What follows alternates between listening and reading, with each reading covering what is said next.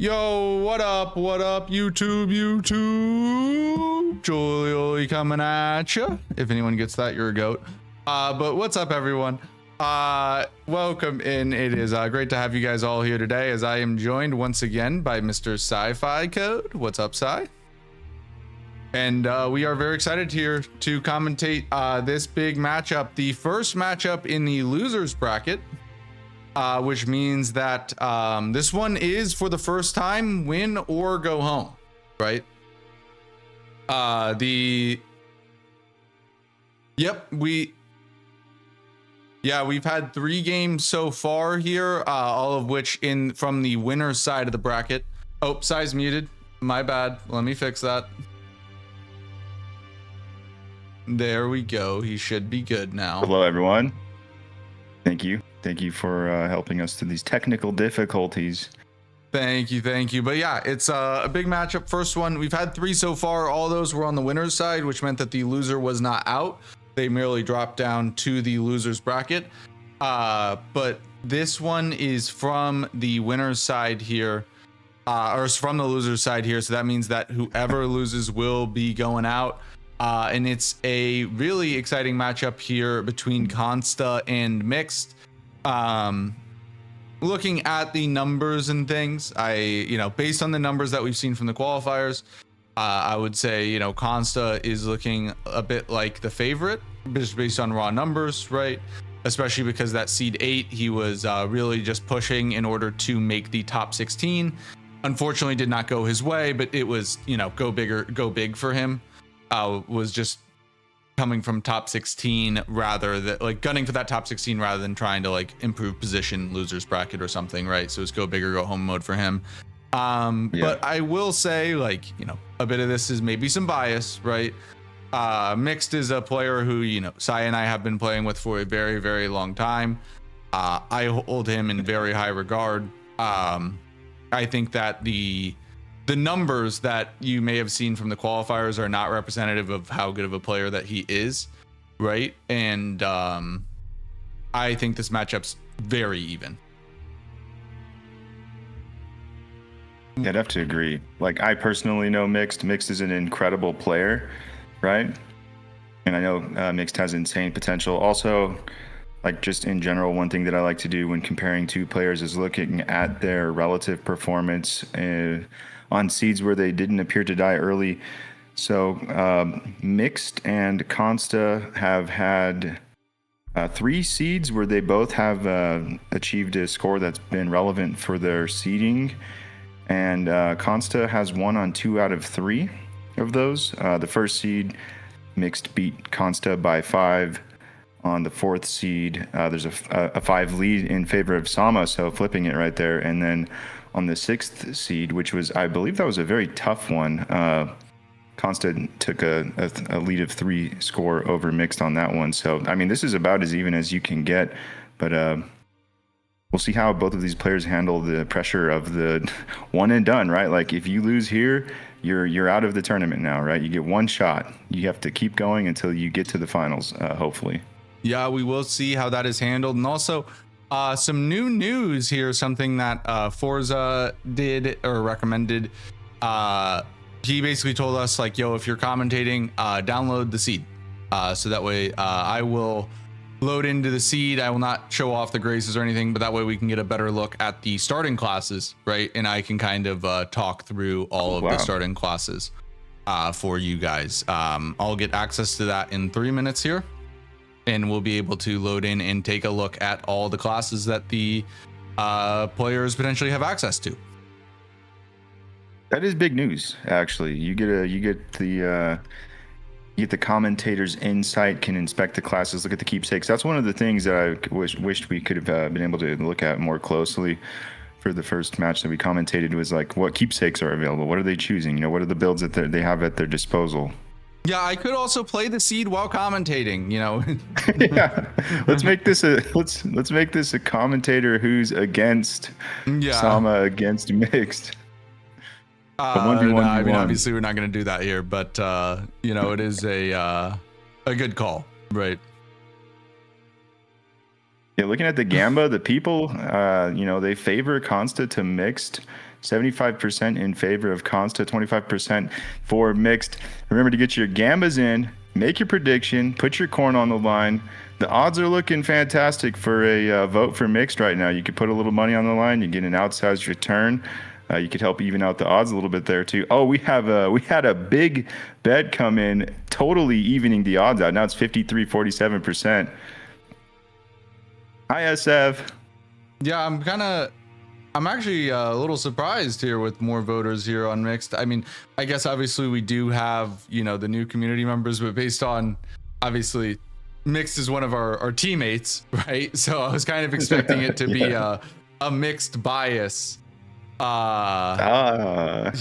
I see what you did there. Yeah. Actually, it is, it's very close. We have almost 200,000 corn here has been bet on this game, so quite a lot of money has been bet on the game. I will be able to load into the seed here in just 1 minute, and then we will take a look at the classes here. It looks like Mixed What is, do you guys, still... chat, Sai, what do you guys want to see here? Any weapons, bosses, strategies, unique play styles, graces? What are you guys hoping to see from this matchup here today? If there is something that you're hoping to see, please let us know in the chat, and we will be happy to know. We want to see Gaius. Big G. I want to see, I haven't seen this yet. I want to see Starfists or Iron Balls. Well, we have I want to see a break from... We have some people hoping for real dog shit, and then we have some people hoping for broken shit. Yeah. I want to see Iron Balls or Starfists. Iron Balls would be better, I think, personally. No status comes with the Nash of War. I want to see Axe Talisman, Spiked Cracked Tier, and maybe even Dagger Talisman. I want the full build for Iron Balls. I want to see how these players do with that weapon. Last time I was wishing for Death's Poker, so I'm gonna continue that trend and guess for Iron Balls here. Well, I have just loaded into the seed. I will go ahead and read to you what all the classes are here. I am very excited to see what we got.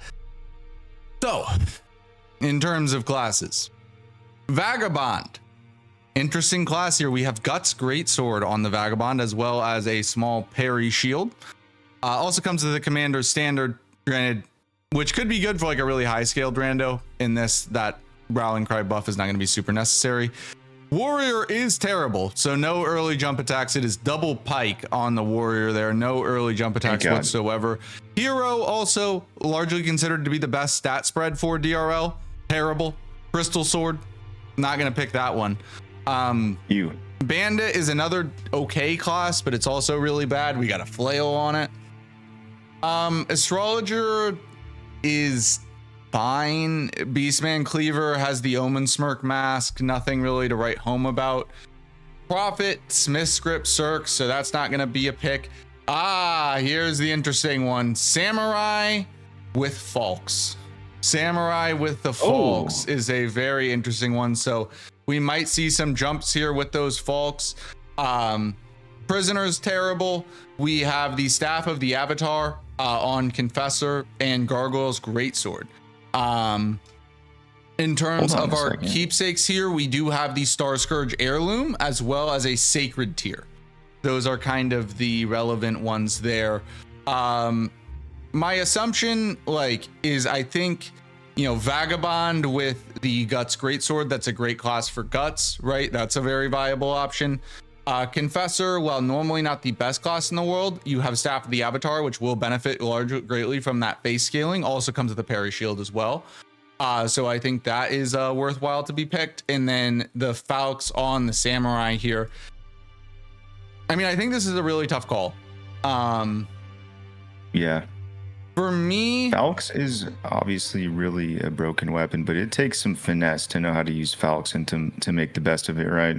Yeah. Especially because you do get that Star Scourge Heirloom, right? I think you would either be the Sacred Tier is nice, but it is very close. I think it's either you're picking one of the Colossals with the Star Scourge Heirloom, or you're picking Falks with the Sacred Tier. It really ultimately, this is a situation where I feel like it does come down to the what is in the keepsakes, or what, sorry, not the keepsake, but the starting gift, right? Like if we see claw talisman, jump attack stuff, multi-hit stuff, Falks is going to be objectively the correct pick. If we see, you know, more standard stuff like, you know, a dagger talisman especially, or just like health boosting talismans, these sorts of things, more basic gear, then I would lean towards going with one of the two colossals. So I think that will be like the starting gift is going to be incredibly important in this matchup. And we will kind of see what we have. And also, I think I will go ahead and I'll wait until the match starts so we don't reveal any information before the players have it, of course. But I think I will go ahead and load in and just look at what we have in our starting gifts here, or the starting gifts, so we can see what the players get rather than having to, like, you know, try to peer through and take a look. Like, the little peek that they take during their running. Yeah. So I really feel like I would prefer Confessor here, not knowing the care package. I mean, Staff of the Avatar is a good colossal. You have the Star Scourge Heirloom. You also get Howl of Shabriri. I've never seen somebody use either Howl or FGMS, but I mean, you can get a huge damage buff from Howl of Shabriri. The only problem is, of course, you get it increases how much damage you take, which that's kind of a risky one. But when you're ripping through early Limgrave bosses, that actually could be very helpful when you're just trying to one-shot as many things as you can as quickly as possible.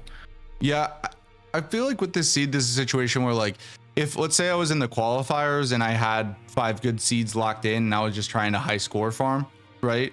I think Falks has a higher scoring potential, but also a much lower floor, right? I think the Confessor start is the most consistent. Holy primarily strike damage with a little bit of holy is, in my opinion, the best, and I think in many runners' opinions, like the best kind of damage profile you can have for your main weapon. Plus you get a parry shield, which can save time on certain fights. Yeah, I actually practiced parrying Knights. Bro, I practiced parrying Knights caps for like 30 minutes today. But yeah, I think if this was a qualifiers where I had 5 good scores, I would be picking the Falks. But like in a 1v1, it is risky, of course. And the one thing, actually, if you look at Consta here, right now he's loaded up with Falks and the Star Scourge Heirloom. That surprised me a bit. Falks does get a little bit from strength scaling, but I think if I was taking the Falks, especially because you want to be able to jump and trade a little bit more, I would strongly prefer the Sacred Tier for Falks. While if I was in mixed position, I would be, if I was taking the Colossal, I'd be a lot more tempted to take that Star Scourge Heirloom personally. But we will see. They've completely flipped the keepsakes. Yeah. And not saying I would for sure, like a Sacred Tier is so valuable, right, that it's like really hard to pass up. And don't get me wrong, Star Scourge Heirloom is a great talisman, but you can get 5 levels anywhere, right? It's really hard to get an extra Sacred Tier. I think if this was like a 2-handed sword type situation or something, it would obviously be the talisman there. But I mean, you get a Sacred Tier for early Dragon Barrel, you're getting +3 before you even go to Dragon Barrel, right? And that's actually huge. That can make a big difference. And just having a little bit more confidence here. I think the number one thing that players want to avoid more than anything in the playoffs is an early death, right? Having that extra Sacred Tier just gives me a little bit more confidence, right? That I'm not gonna die. Yeah, I think we're seeing the mindsets of 2 different approaches right now. You have Constasama taking Falx and Star Scourge Heirloom, all offensive. You know, that's like you're going for high score. You want to do like you're high score farming, right? Like, and then you have Mixed, who has Sacred Tier, and the Colossal. That's like the safe, consistent strat. Like they're 2 polar opposites. It's going to be insanely interesting to see how it plays out, right? And I agree with Rambler, right? I am much to, I was joking, I was saying I'd love to have Gino commentate my match and just see him groan while I trade everything. But if Rambler put it best, if big is a damage stat, sacred tier is a damage buff, right? True, yeah. Wait, maybe sacred tier is the more offensive choice then. I mean, there is a serious argument that like it will save you some time, right? +2 is the way? I disagree with that.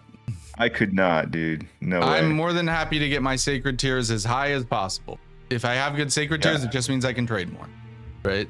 Yeah, I did use like +2, +3 for a lot of like my early practice runs, and then who's eventually convinced me get another sacred tier, so I went out of my way to get it, and like I was shocked at how much better my heals were. Yeah, like it gets extremely noticeable. Like especially when you get to Altus, so like being able to just heal once rather than like having to heal like 2 times, right? Even if you have plenty of flasks, right? It just means that like you have to waste less time healing. Also, a lot of times if you have to double heal, then you're at risk of getting hit, right? You're standing like a statue for longer. There, you get caught in that cycle of I'm trying to double heal, then I get hit, now I need to heal again, and you're dodging around, wasting time with some boss that it's just slowing you down. And if you have a weapon that is super nice for like FP dependent, like a DP or something, if your sacred tiers are not high enough, you will not restore your FP bar full. Like if you level mind and you have like a Zamor's or a DP or something like that. And ideally, you just want to have 1 blue flask, right? Like if you can get away with it, because you see like especially with like Zamor, where the name of the game is pressing L2 and just tanking everything using that hyper armor to trade with the boss. You're gonna need heals and blue flasks, so the sacred tiers are gonna go extra far there. All right, well, our players are off and we are underway. Let's see what our starting graces are here. Oh my god, Gelmir Mountaintops. That Gelmir, that's massive, is a massive grace to get. By the way, chat, if you want to get your Gambas in, you have just another minute or so to get in the Gambas. And I am going to read off what is in our keepsakes here. So, first off, Star Scourge Heirloom. So much Sacred Tier was the correct pick. Star Scourge Heirloom is notable. You also get Radagon and Marika's Radagon Soar Seal, which can raise stats by 5. You get Marika's Scar Seal, which you can sell. Great Arsenal Charge, which can be used for potentially power stancing those Colossals, as well as an Axe Talisman here. And finally, to benefit the Falx class, though, you do get Lord of Blood's Exaltation. In terms of the Sacred Tiers, we have Faith Tier, we have Opaline Hard Tier, and Stone Barbed, which all strongly benefit the Confessor start. There is also the Magic Shroud Tractor in the Lightning Tier, which could be useful later. Personally, I think based on the starting classes, and actually looking at the keepsakes here, let me see. No Raptors, Black Feathers. There is the Imped Tongue, which raises dex, but no Raptors here. And actually, no, there is Commoner's Garb, which does raise faith by 1, but looking at the keepsakes and everything here, I would say that the Confessor start was the correct pick, in my opinion, with the Staff of the Avatar. Did Vari's White Mask start as the armor for the Confessor? Yes. Okay, yeah, so it's very interesting. Like, like 2 bleed buffs would be massive for the Falx, but you could not get Falx with the White Mask. You still get the Lord of Blood's Exaltation, which is very nice. Yeah, you have Stone Barbed Cracked Tier, Opaline Hard Tier, Axe Talisman, Star Scourge Heirloom. Like the Colossal is a just way better choice because of the starting gifts in this and scene. You know, Consta's Mix just gets a benefit of +1 Sacred Tier for the cost of basically, what does it sell for? 1,000 runes, I think, right? Yeah, like, that's so worth it. That is because so there worth was that Star Scourge Heirloom in the keepsake, right? Yeah. You know, this is you know, no rule changes will be made during the tournament. This is one of the reasons why I would like it if players could see what was in their starting gift beforehand. Personally, you know, it is the way it is, and based on that, benefit to mixed, right? Absolutely, yeah. It's such a pivotal decision in the beginning, and there's such good reasons for choosing either class, right? That you can't really fault either player for making the decision that they did. And in any case, it's not like deciding the game at this point anyway. There's still a lot of loot that can be found. A lot of bosses will be dropping physic tiers and so on and so forth. And there's still a lot of ways that Falx can get damage buffs to try to keep up with the staff of the Avatar. And then also, there may be a Colossal out there too for Consta to pick up and maybe pivot to as a different weapon choice. Seeing Nyx loot this Liurnia graveyard, man, this place always makes me so scared, right? Yeah, I actually think the Falx was maybe the safer pick in terms of like not losing immediately. Like the one thing, can you like, because that thing gets buffed to high hell by so much, there could have been a situation where like if starting keeps it, if starting gifts would have been like Thorny, Rotten Winged, Jump Attack Talisman, and Raptor's Black Feathers, like, oh my, it's over. God, yeah, like it's damn near over, right? Like, obviously, so Consta did not get any of those, but yeah, I guess that's so true. Like the severity of the buffs would be just so much worse if they were in the favor of Falx than they are with the Colossal build, right? It's nice. Like, don't get me wrong, it's obviously nice for the staff of the Avatar, but it's not like game changing. Falx could have gotten some game breaking buffs, right? Yeah. It's also like, just like for me, like Axe Talisman is a nice benefit, but like I'm crouch poking and R1 spamming and stuff. Yeah, it's really not that big of a deal. Anyway. I feel like Axe Talisman is only so great on like Alabasters and balls. Yeah, exactly. Yeah. And we do see some differing approaches. Actually, it looks like both players are using a route that is somewhat similar to stuff that I have done. Consta's route so far seems to be similar to kind of the new route that I have been doing, right? If you've been watching my practice or Size practice as well, because we have very similar routes. While Mixed is kind of doing the old route where I would loot that graveyard if it wasn't bad, check Kale, right? These sorts of things. Yeah, Consta's routes, like, I feel like this is exactly the timing that I would have. Usually I'm leaving roundtable by about, at the latest, like 4 minutes and 20 seconds. And getting to this first boss, in under 5 minutes, ideally killing it, before the 6 minute mark. Sometimes you get slower fights, but yeah, this is nice for Consta coming up to a Dragonkin. It has a scripted opening scream where it's basically just letting you wail on it. Yeah, and I think he has to be close to. I mean, man, yeah, the jump attack build, it is volatile. Like when it, especially with Falx, when it is good, oh my God, it is good. But when it's bad, it is bad, right? Like coming up on like a BBK or Valiant Gargs or something, or like can you imagine a Ghost Flame Dragon, right? Like, true, yeah. I think more fights than not, like more fights will go in the favor of Falx. The problem is that the Colossal is not losing that much on Falx when Falx is better, but when the Colossal is better, Falx is losing a ton. Right, like it is significantly worse. I would say like some exceptions would be like Godskin Noble, Godskin Duo. Right? Like strike damage. Noble's resistant to strike damage. They're very bleedable bosses, weak to slash. But even then, strike, I mean, they're still 80 poise, right? Like, is the other thing. Yeah, they do stagger really easy, especially and it looks like, hey, we got a big fight coming up here. This is a commander. Is it? I think this is O'Neal. It has to be. It has to be O'Neal because Nile would already have everything out. We're starting with the Ash of War. Gets a bleed off bat. He also has he's using this Stone Barbed Tear, which that gets him a stagger immediately. That's one of the drawbacks of Falx is your jump attack build's not doing a ton of poison damage, but with the Stone Barbed Cracked here, it's like that doesn't even matter, right? I mean, man, the Falx is cooking early. That was an absolutely beautiful fight by Consta.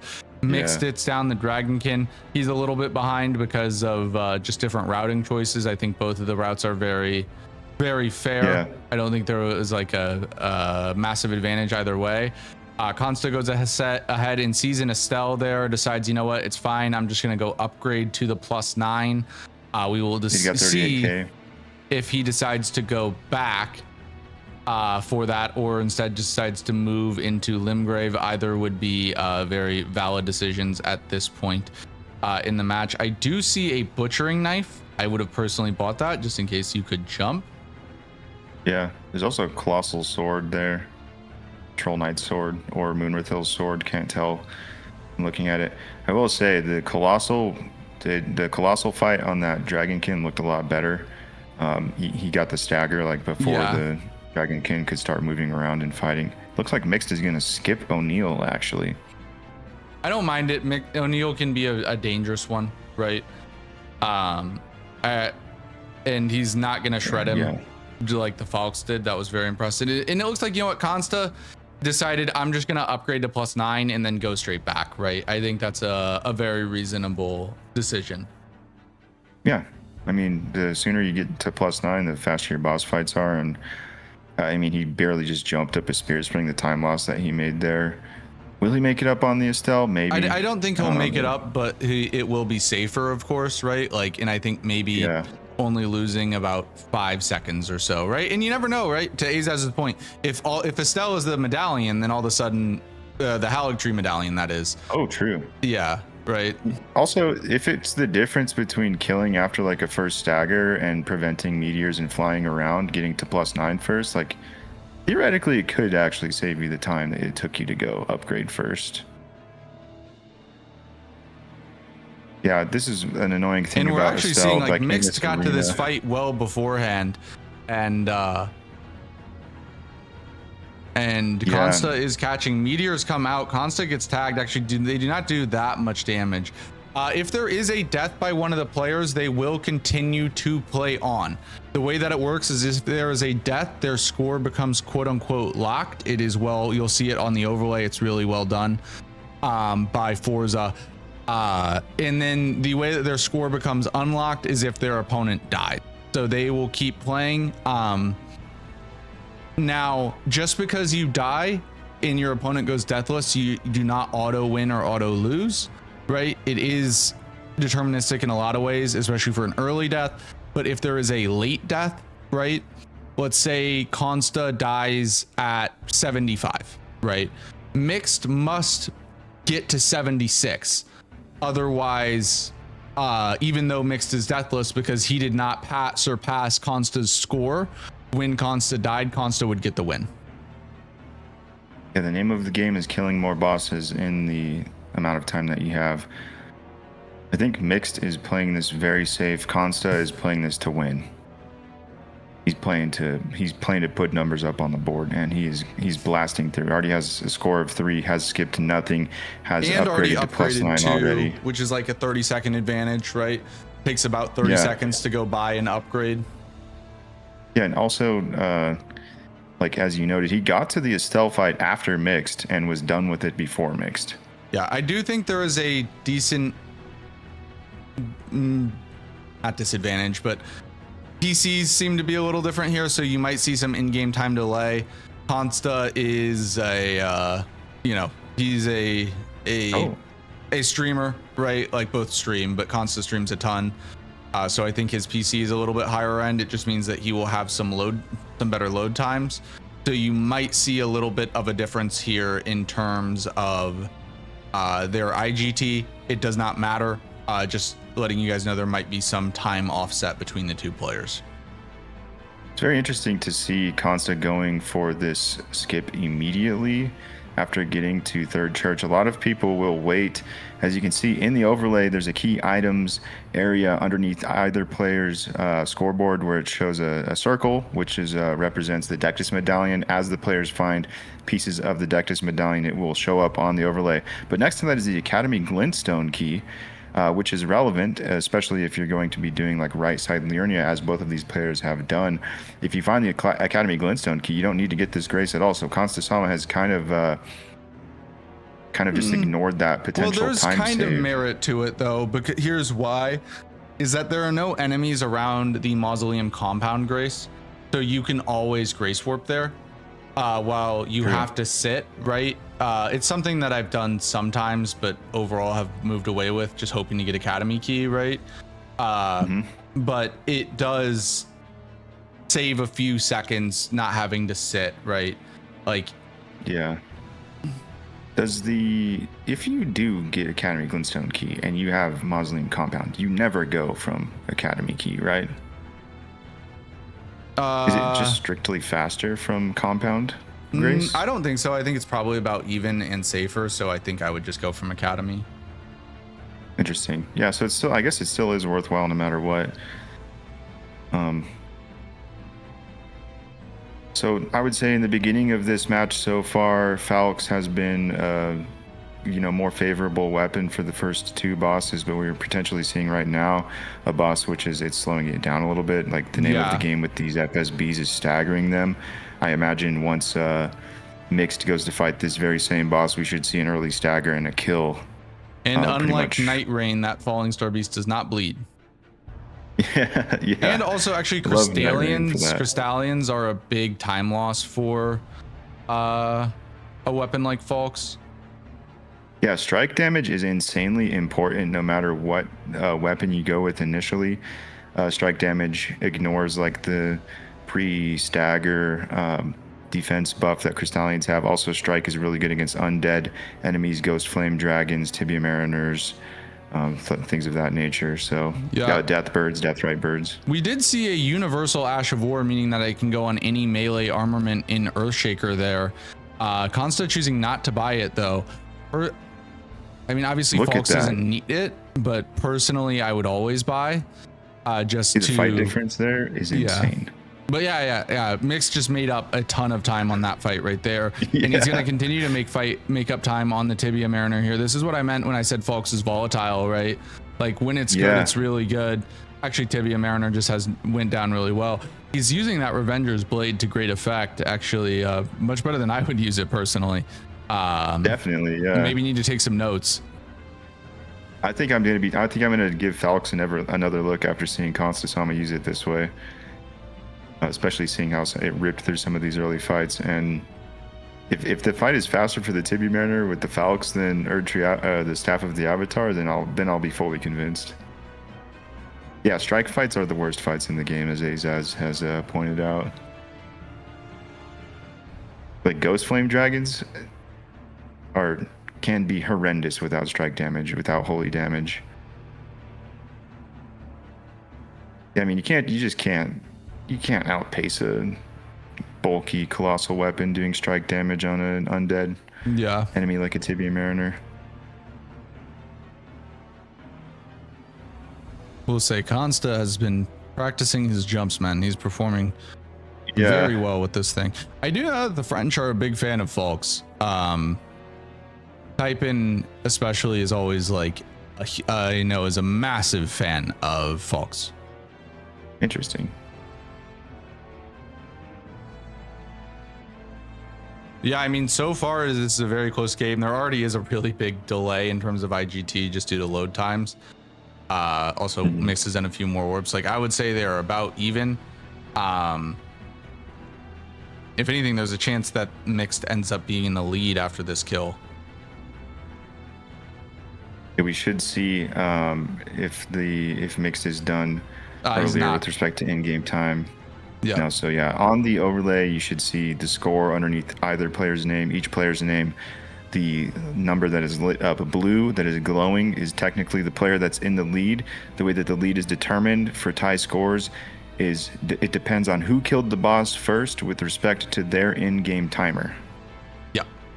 Perfectly said. So I couldn't have said it better myself. I was literally going to say, with respect to in-game time, and you literally said, we share one brain cell. Yes, sir. It's a big brain cell, though, to be fair. Yeah, it's a rather large one. Oh, Hand of Melania. They can do the skip in Sage's Cave. That's a huge time save. That's poker. Oh my god. Holy shit, I really hope Mixed loots this graveyard for his own sake. That is an insane find. I don't think he's going to do it, bro. I mean, that would cost me the game because I don't go there. I know. I only go there if I'm like in desperate need of like an Ash of War, or looking for a second Great Axe or a second Great Hammer or something. So I don't blame Mixed for not going here, but oh my God, that is an incredible find for Consta. That is something that could cause an unreal a pace advantage, especially. And I believe there if was you- Magic Shroud and Cracked here. There was, yes, Yeah. over Mimicked here. Revenger's Blade here should make short work of this thing, but He actually rolls out of it a lot. oh yeah, Yeah, and as Mix you does said, not he have rolled out DP. of it. Oh my God, it's double Mimic, bro. What? Wait, really? Yeah, Mimic in the shack and Mimic behind. Wait, I've seen that on a seed before, in a practice seed. I need to refresh here so I can be up to speed. Yeah, actually, that's so good for these players, though, because there are two Mimics in the game. There's the Stray Mimic tier, which is the Deathbird replacement that Consta just fought, and then there's the Mimic tier, Wait, which I you would need find in to. Knock-On. I might need to refresh Consta's game here. He might be behind. Oh yeah, I think that might be in order here. Yeah, there's a difference between the in-game time and the actual timer, but that could just be stream delay, right? Like you've refreshed, it doesn't. Oh no, that's. Yeah, I think it's just a It minute didn't off. actually refresh. Give me 1 second. Oh, okay. Yeah, one of the reasons why players will carry their weapon in their left hand is precisely because of Mimic tier. When Mimic tier is holding a weapon in their left hand, they get confused. They don't know to just two-hand that weapon and use it in combat. So it usually will switch to its right-hand weapon, expecting its primary weapon to be there. But if you have nothing in your right hand, it just gets confused and basically does nothing for most of the fight. So having both of the Mimic tiers out of the way means that you can equip two weapons. You can have dual Colossals, you can have Death's Poker, you can have all of your weapons equipped at the same time. Like, for example, Constasama could put Death's Poker in his right hand and can put Falx in his left hand. All right, I for fixed the rest it. I of the refreshed seed. the overlay, by the way. The time offset seems to be fixed. Oh, fantastic. So yeah, that'll be a big time save and just nice. That's actually another nice thing about Falx is that since it's such a low weight weapon, you can have multiple weapons equipped and just very easily pivot between fights, right? Whereas with Staff of the Avatar, it's got some weight to it, so switching between weapons, you're gonna have to hot swap in the menu depending on what boss you encounter. L2 R2 is better for NPCs, Abby. That is correct. L2 R2 is correct for NPCs. On poker. For sure, yeah, knocks them on the ground. It has a giant hitbox. They typically miss the roll. I like to do like a L2 R2 to knock them on the ground, then L2 R1 just so I can have the flame on the ground. That sometimes they run into the flame as well. The timer is always going to be off by a few seconds because of stream delay. It's always going to be off by a few seconds by stream delay. If you want to see the bracket here, let me go ahead and pin this. There you go. DRL website. You can check out everything there. So the scores are tied. Constasama in the lead. Just getting through those 8 bosses a little bit faster than Mixed, but Mixed should be taking the lead here, getting a score of 9 now with that Demi-Human Queen in Death Touched Catacombs. These players are neck and neck. The leads are very minute right now, and mostly will be decided by differences in routing at this point. And potentially that poker if Consta decides to use it. True. And Consta finds Flame Cleanse Me. That's actually potentially useful for some of these catacombs in Caelid where you can get rotted. Even in the O'Neill arena, sometimes I've noticed with dragons, I don't know if I'm just like overthinking things. Oh, Constasama finds a 25 so he can get a max upgrade weapon. That's huge for somber weapons. The difference between +9 and +10 is like equivalent to 3 smithing levels. So a much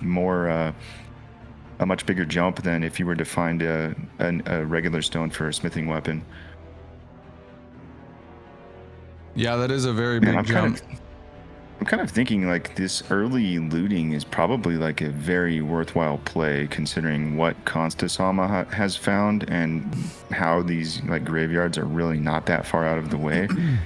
And I mean, it just depends, man. Like more often than not, you're just wasting time. Like 90+% of the time, you really are just wasting time. yeah, It just so happens like you just can get the right thing, right? It's rando. These are gambles that you play, that you make sometimes, right? yeah, you're gambling like 20-30 seconds like for potentially saving like minutes, right? Depending on what you find. Yeah, I mean, I'm a big believer in not looting unless you really need to, right? Yeah. But this is a seed where I would have gotten cooked, right? Especially if, you know, I'm playing Forza and Forza finds DP, fucking wrap it up, right? Game over. Yeah. It's over. Yeah. That's like your nightmare scenario, honestly. Yeah.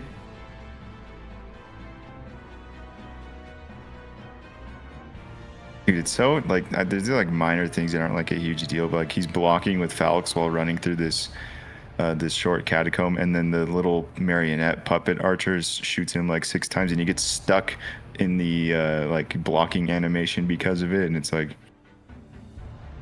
when you're in a you know competition mode, like those little things are it's like nails on a chalkboard, right? Like it's just so annoying. Big jump over the circular attack from Makar, and he gets the kill before Makar has a chance to stand up even. Falx just rips through that magma worm with no resistance. And there is Bale. Well, neither player looks like they're going for an early Dragon Barrow here. Yeah. I do think that's I don't know, it's a little shocking. I guess with Falx it kind of makes sense, like you could expect the bleeds to carry here. With the Colossal though, like I want to get my strength up big time so I can get the most out of the weapon. Yeah. Also, I don't think Mixed even went towards Third Church at all. No, he didn't, because he did not. He would have gotten the plus 25 stone if he did, right? Yeah, exactly. That's what I'm saying. He killed the Tree Sentinel at Summonwater Village outskirts and then left to finish the rest of Limgrave. Which Consta actually is not upgraded to plus 25 either. I mean, he's gonna go kill Patches here. It's possible we see a Patches Bellbearing check, especially considering how much Consta has been looting early. Definitely. Watch him find Alexander's Jar Shard there too. I will say, if I'm gonna do extra looting, I actually think Patches Bellbearing is the place that you do it, because his shop is big. His shop is big, and you get to see everything right at once, rather than like running around a graveyard, right? Also, he's guaranteed to have a Stone Sword key, right? Yes, I think. So you could, yeah, he's guaranteed to have a Stone Sword key. You could get another boss potentially out of checking his Bellbearing. We have a Watchdog duo, which Mixed has a Crystal Darts. He's going to be using them on the Watchdog to cause these two bosses to fight each other. I'm kind of surprised he gave him the perfect opportunity to just charge R2 and kill them both, right? It did make that fight faster, but personally I'm kind of surprised to use the darts there, just because I would prefer to save them for a much higher scaled Watchdog, right? Yeah, I don't know how many darts he has. It's possible he has like plenty, so why not, right? Yeah. Also, the Omen Killer is a pretty aggressive boss. Like, you could probably just, like, stand in the entrance and it'll come to you. And you could just crouch poke it relatively quickly, right? Yeah, now Constasama coming here to get his fully upgraded weapon. Weapons, he upgrades both Death's Poker and Falx. So he is intending to use that. Now he's going to go check Patches Bellbearing. Let's see if he finds anything else that's, potentially game-breaking, like Death's Poker or something that enhances either of his builds. Oh, he also did not buy, he hasn't even checked Bernie's shop yet. He didn't have enough money early on to buy Stone Sword keys. Nothing at Patch's shop. Yeah, just a Stone Sword key. Some fan daggers is okay. Yeah.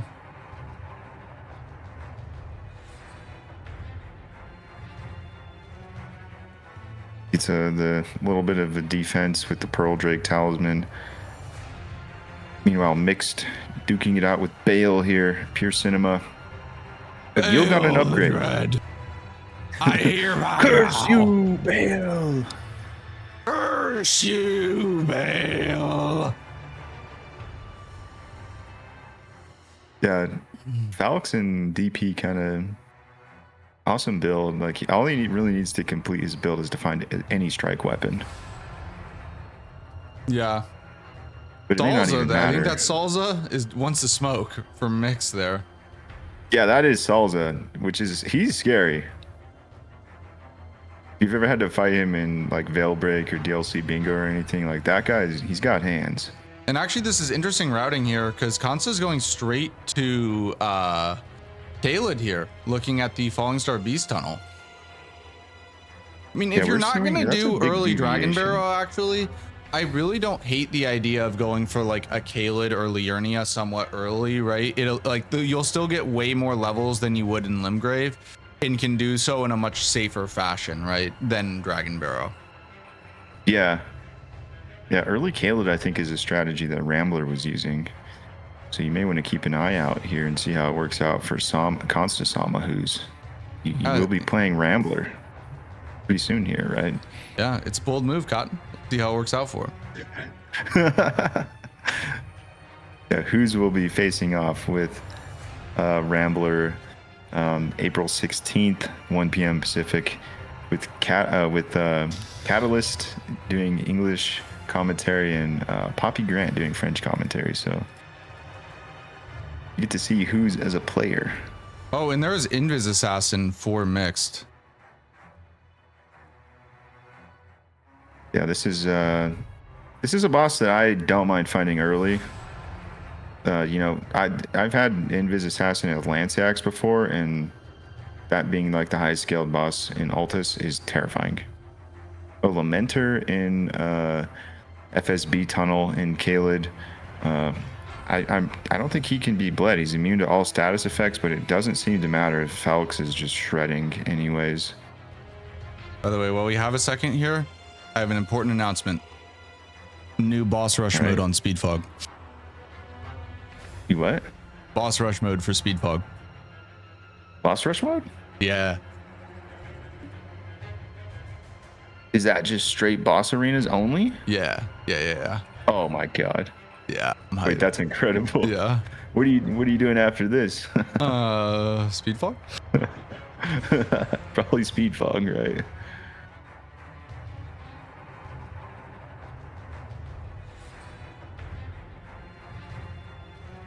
I'm in. Yeah, Lamenter could be dangerous because you get 6 of those little Lamenter heads circling around you and you just die. Yeah, I have done Gladiator Gauntlet. Boss rush stuff is my favorite way to play the game. Personally. You have Gary. Anyways, though, enough about us. Let's focus back on the match here. Yeah.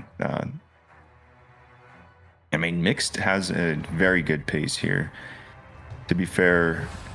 Yeah, but some of it's route though. Like most of it's route, right? Yeah. Like Mixed is just going and nuking through Limgrave right now.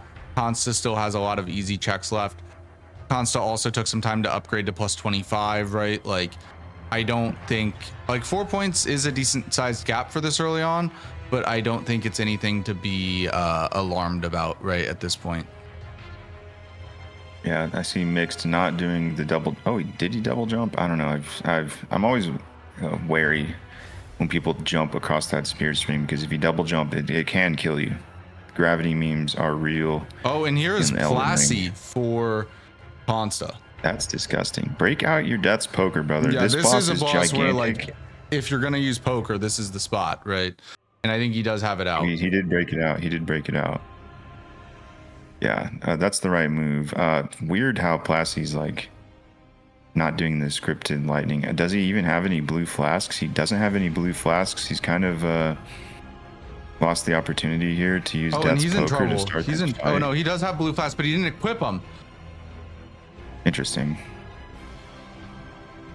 He's out of. He's down to here. 1 heal though. By the time he does heal, he will be out, which I would just heal here.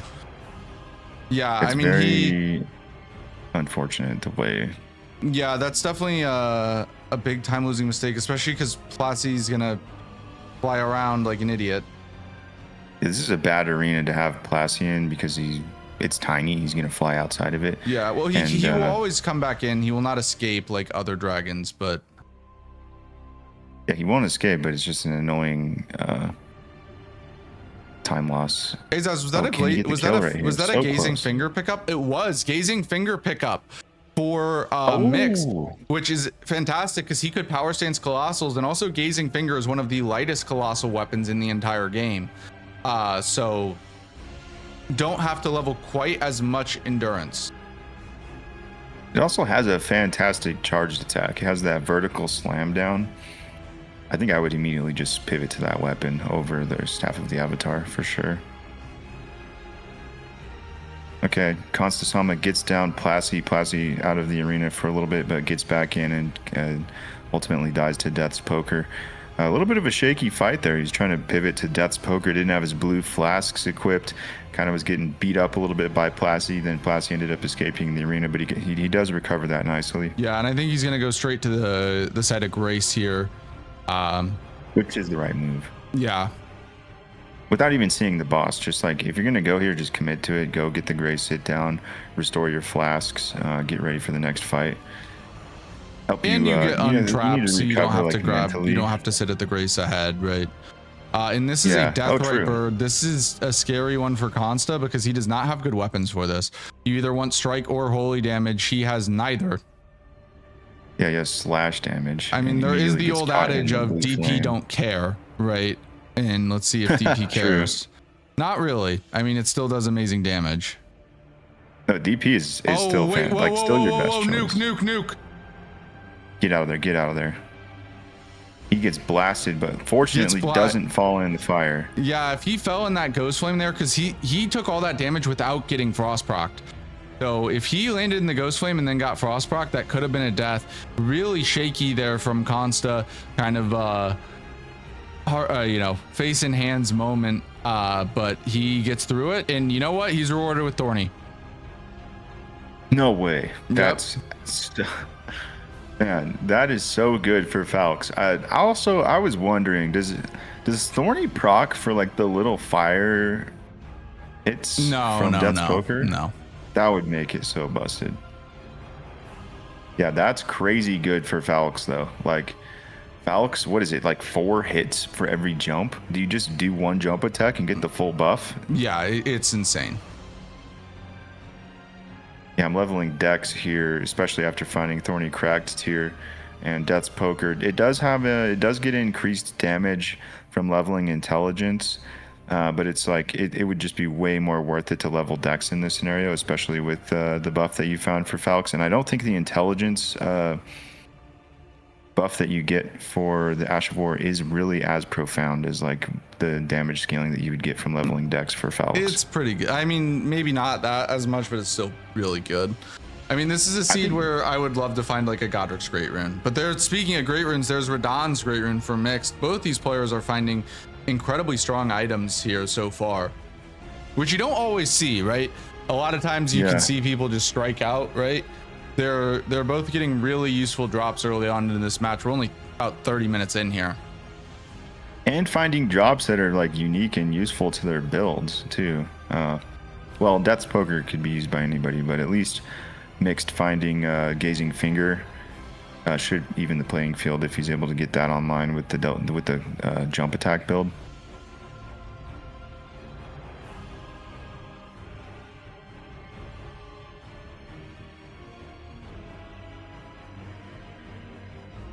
Consta gets down that Zamora's there. I think I'm running Thorny Cracks tier and Magic Shrouding Cracks tier if I'm Constasama. I didn't see what he changed. They also have Opaline. He's running Thorny Opaline right now. I mean, that's fair, but like if you want to get the most damage out of your weapons, you have insane good armor right here. Like you also have Pearl Drake talisman, so you have decent resistances from your armor and that talisman. I think it's worth skipping the Opaline for now. Dryleaf Dane goes down. No look Oh, at the wow. Cemetery Shade here. We don't have any Deathless medallions yet on this seed, but it's really nothing to worry about as these players have Gelmir. Yeah, exactly. With Gelmir Grace, I'm not even sure if I'm waiting for the item drop after killing that boss. Yeah. I mean, Gelmir is just strictly better than going through Dectus, right? I mean, there are reasons why you could argue it, but I would say yes. Yeah. I guess like positioning being one reason, right? Like in order to get positioning and running time, right? Like if you're on great pace, I think Gelmir's always better. I'll say that. Like if you're on like, you know, very, very strong pace, I would always prefer Gelmir. I think there is an argument to be made if you're on, I say slower, but I just mean like not insane pace for Gelmir or for Dectus over Gelmir, but I don't think it's that big of a difference, right? Yeah. Rambler out here saying Radon's the third best Great Rune except when you have Poker. I really like Radon's Great Rune. It's a buff to your health, a buff to your FP, a buff to your stamina. Oh, we have Gargs here for mixed at the Deathbird replacement, but wow, the damage that he's doing is actually insane. With 3 attacks, they're already phase transitioning, bringing the second Gargoyle into the fight. You still need to be really careful and navigate this fight smart. Like even though is he running away to get a better pick? Yeah, he just wanted to back off to make sure he could get a heal, and he was pressed up against a wall there and couldn't really see where the gargoyles were, so just wanted to play it safe, just run away, right? Because make sure you don't get hit from behind. Sure. Yeah. I mean, only about 50% health, nothing terrible, but enough that like if he did get massively comboed by 2 gargoyles, he was gonna die, right? Yeah. He made great use of the crouch pokes in that fight. That was excellent to watch. Well, I really like to see players making use of the crouch poke. It's like one of the best ways to use a colossal weapon. It's a little painful sometimes to see people fighting with colossals not using the crouch pokes. I'm not gonna lie. Consta now back in Limgrave, and the gap is starting to tighten a bit, right? Yeah. And we have Star Scourge Radon at the Knight's Cab. Oh, there's the Cerulean blue talisman. I don't know. Maybe that would be useful. I don't think it's needed unless you have a ton of mind and no tears. Interesting that Mix decided to reset the area there. I know he was poisoned, but it was doing a very little bit of damage, and he still had plenty of flasks. And this Radon is going to be quite squishy, at least for Radon standards, right? He may just wanted to get his physic flask back so he can get the stagger here. With the stone barbs. Yeah, because his stone barb can save a decent amount of time if he can get the one cycle, which it looks like he's going to, right? Well, he takes a riposte even. Yeah, nicely done. Very nicely done by Mixon. An absolutely beautiful Bale fight, by the way, from Consta. Yeah, Death's Poker really shining there. Mixed, not even waiting for the drop from the Knight's Cab. He just ports out immediately. Correct. Consta also going back to kill this Fire Knight.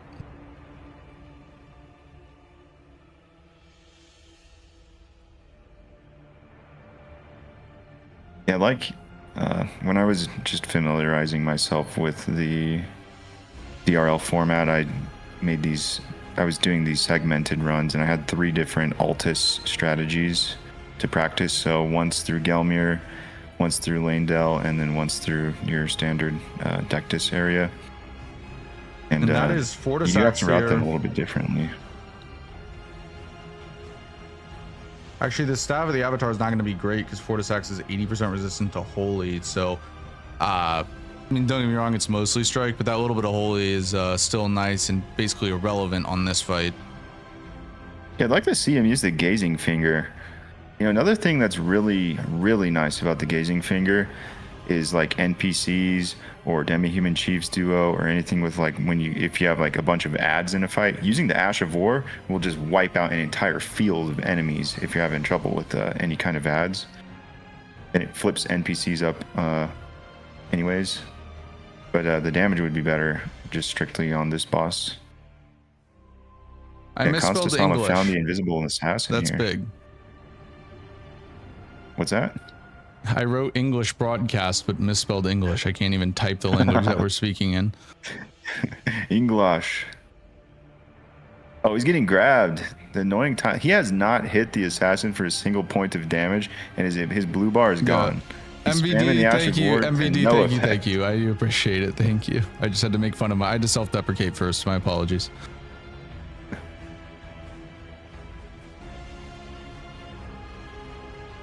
Yeah, Consta's having a really tough time with this Invis Assassin.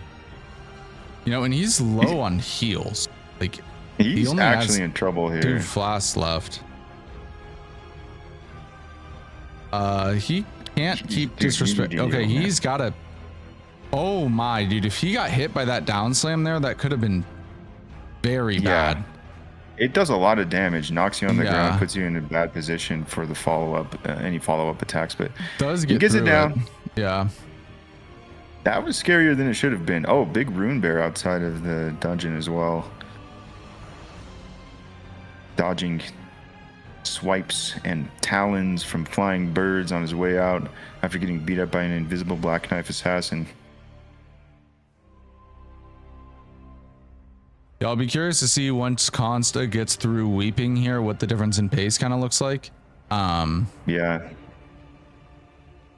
Obviously, Consta did Caelid first, so when they do different areas, it's kind of hard to judge. Not every area is as fast. They will do more or less the same bosses, right? Just the order is going to be a little different, clearly here. But we'll see what the pace difference looks like. I mean, it's hard to tell too, because Consta's fights seem to be on average better, but mixed fights, like when Consta does have some issues, it seems like mixed is able to get a pretty big advantage. The only fight where there was a massive advantage for Consta, I think, was that Bale, right? Yeah.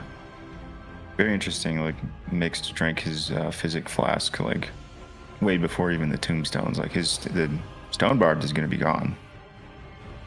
I guess maybe just forgot that he had stone barbed, right?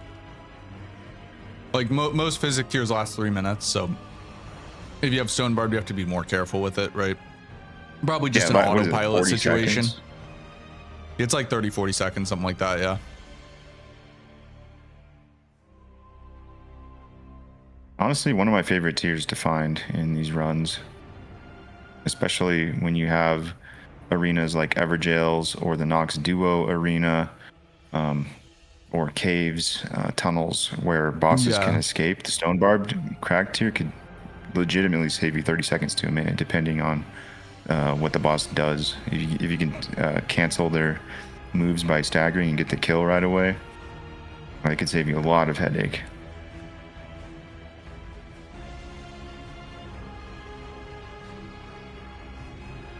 That was a fast Makar fight. I mean, I would say their boss fights are not really terribly different. Yeah. Where DP will get the major advantage, though, is in the higher scaled areas. So it's like, let's see what happens, right? Yeah. Yeah, when DP shines, absolutely shredding that tree spirit, right? Like, it's...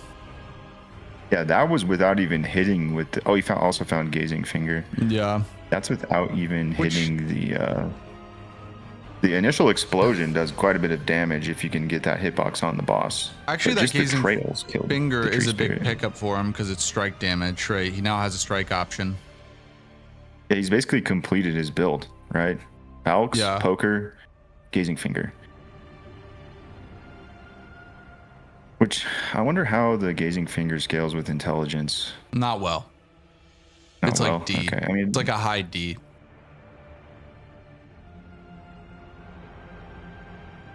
Yeah, I think we're going to see Consta Sama overtake the score count, depending on where Mixed goes after finishing Limgrave. Yep. Oh, he misses the skip. That's so disappointing when it happens to me. I feel your pain. I said he was going to miss, and then it looked like he was close. I thought he was going to miss for sure. I said it, and then I kind of didn't fully enunciate because I was like, wait, he looks closer than I expected. But you didn't say anything. You somehow still cursed him. No, I could just tell by how he lined up with the first jump, right? He was too far off to the left. Yeah, I think you still go with Dex here for the foul because you have the multi-hit build, right? And he does do that. 29 Dex. He's mainly holding Death's Poker, though, so it's kind of interesting. Take this approach.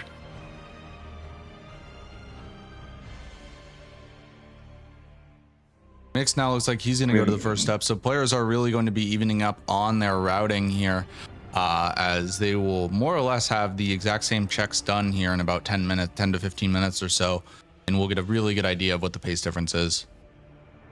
Well, I mean, they each have 7 bosses ahead of them, so if they're going through these areas at the same rate, then they should end up at 32 and 29 respectively. Sama might have 8. I don't remember if I counted this dungeon he's in right now, but the FSB chain is 7 bosses, and there's 8 in Weeping.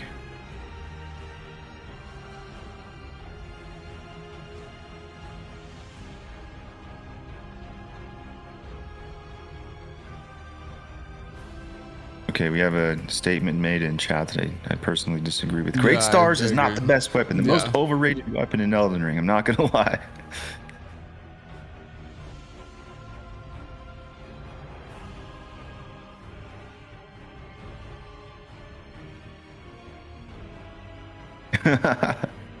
Hey, I mean, you put it into the public discourse. I have a right to respond. Yeah, what the best weapon is really depends. Like, it's hard to give like an overall answer, right? Like, Death's Poker is incredible. Like, Starfist or Omen Killer Cleaver, I think, as a general way of speaking, are the best. Like, especially in terms of pure melee, right? Poker's kind of its own thing. For this format, I actually think jump attacks with great hammers are the best. For sure. Yeah, like it's hard to say. Like, there is overall like a short list, right? Like, I don't think there's any format where a dagger is going to be the best weapon, right? But it does depend a lot, right? And also setup and things as well, right? So it is like somewhat hard to say, because there are so many buffs in this game that any weapon can be insane, right? Yeah. You can make torches really good with the right build, right? Like, so it's hard to give like a universal answer, but yeah. If you have 2 Great Stars with the heal on hit effect and a jump attack build, that's like going to be one of the best builds in the game.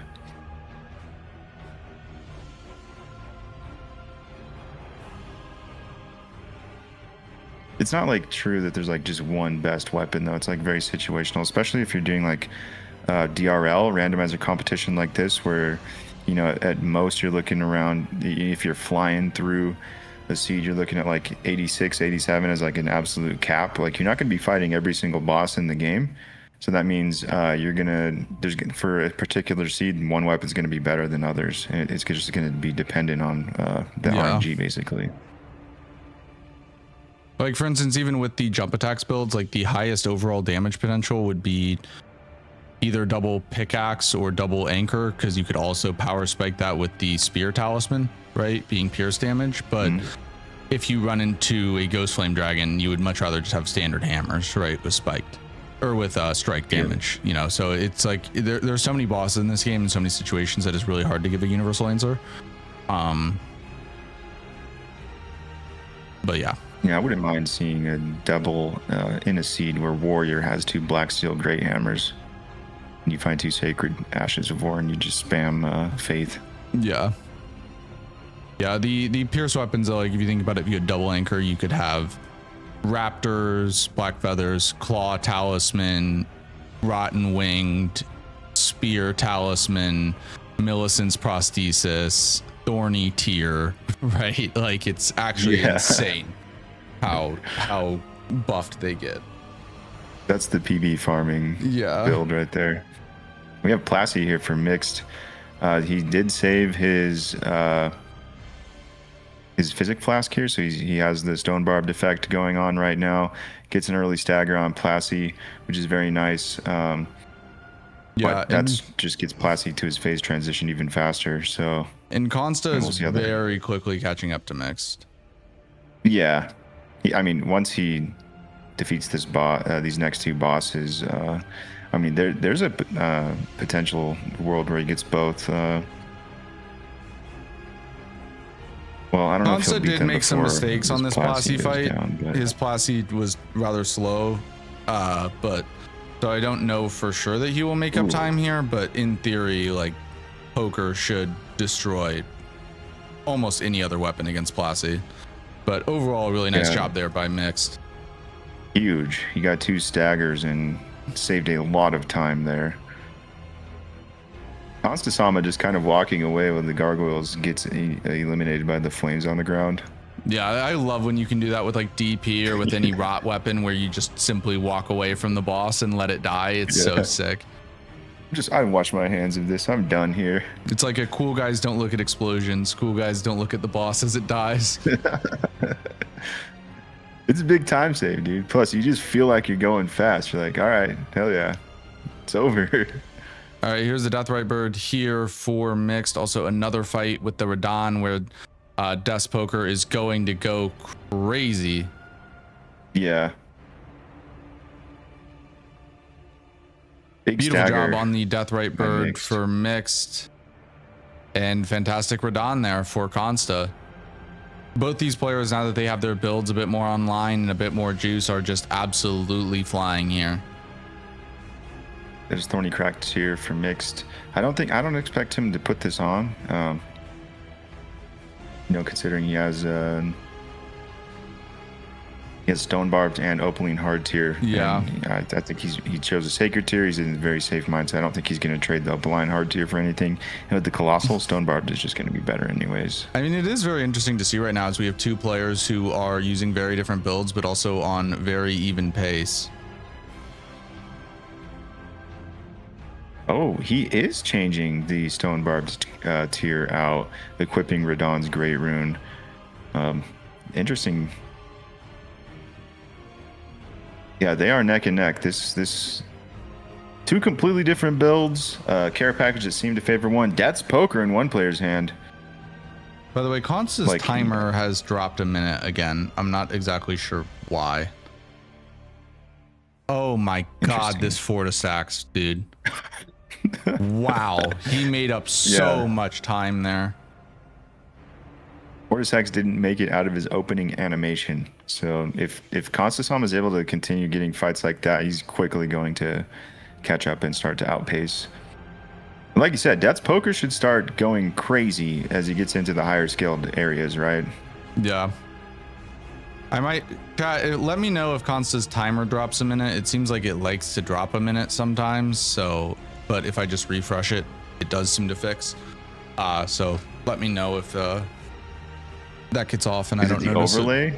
It's the overlay. Yeah, the overlay just seems to drop a minute somewhere.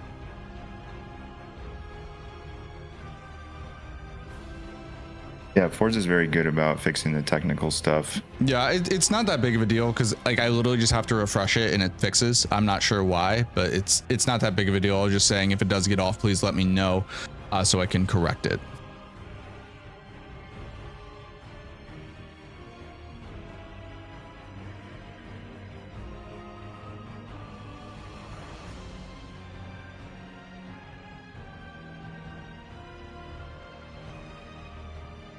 And an hour in, this still remains a very close match. I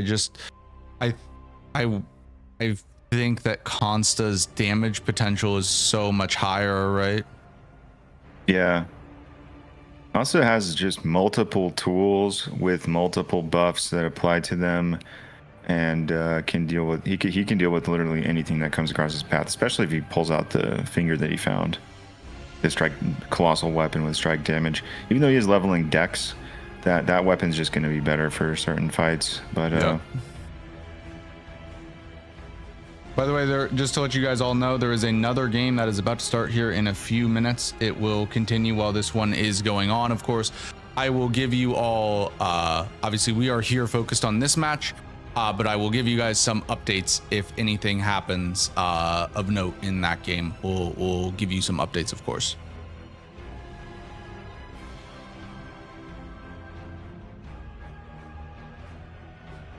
Spellbearing Hunter is a hard one for DP. yeah, I like to do what Consta just did, which is just hit it with the initial L2 Yeah. where possible, and if I can, then sneak in the R1. Did you just get spiked cracked tier? Kind of looked like that. I couldn't was what tell. dropped there. By the way, Mixed is deciding to do this catacomb, which Consta did skip. Oh, Yeah, got face sucked there. very smartly not rolling there in the rot. If you roll in the rot, you're guaranteed to have it proc on you. Oh, there's a Gravebird, 2 bats, 3 bats. Oh, okay, he's good. Oh wow! I just saw him do an interesting punch there in the very corner of that wall, which apparently opened it from the other side. He's gonna get rotted here, though. He rolled in the rot. It's building up. Yeah, it's fortunately, okay. he's It's just fighting baby Nation rot. Hero. It's not that big of a deal. True. And just an ancient hero of Zamor here.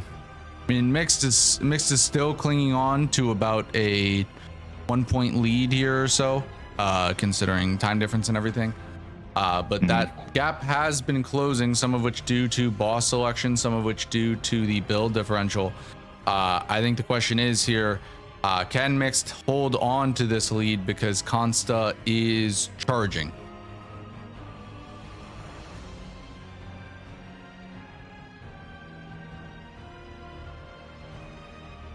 Man, his fights are just so fast. I mean, Death's poker is absolutely busted, right? Curseblade Labyrinth here.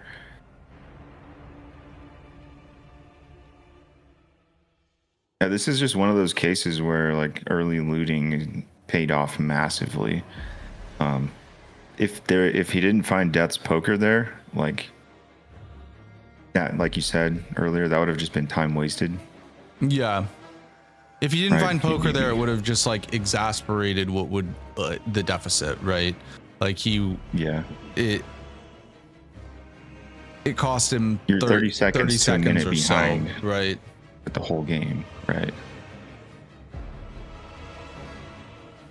Which that 30 seconds Iron to a Break minute Sword's can really be a good. huge deal, right? Like 38 seconds was the difference in the Forza versus Neora game yesterday, right? Like looting that graveyard plus one other tiny mistake is that difference, right? It's really hard to make these types of calls, right? Yeah.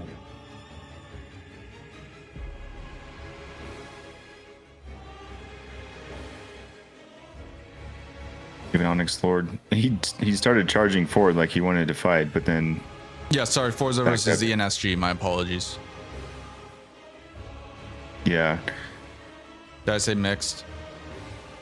No, I think I it's- think you said ENSNG or something like that. ENSG, yes. No, you said Neora. You said Neora. Oh, I think. Neora, sorry. Yeah. Oh wait, Mix is in trouble here. He's in the catacomb after the avatar. There was a lion as well as a fire knight there. Got out of it nicely. But that Picks up could, some baby rot for his yeah, troubles. did not get hit that hard at all, but could have been huge trouble there for Mixed.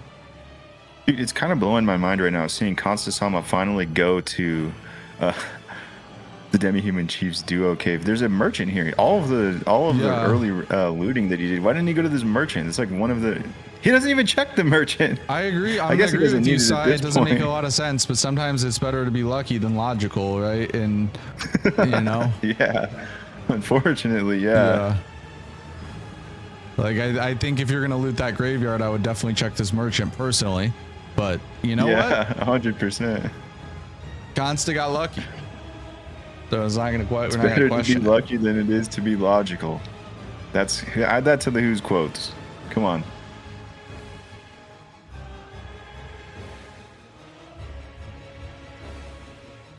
That quote will haunt Hoosier for the rest of his life. Also just guard countered the Crystallian. Yeah, I've never seen that. That was kind of cool. That was crazy. That was really cool, actually. It's pretty brilliant.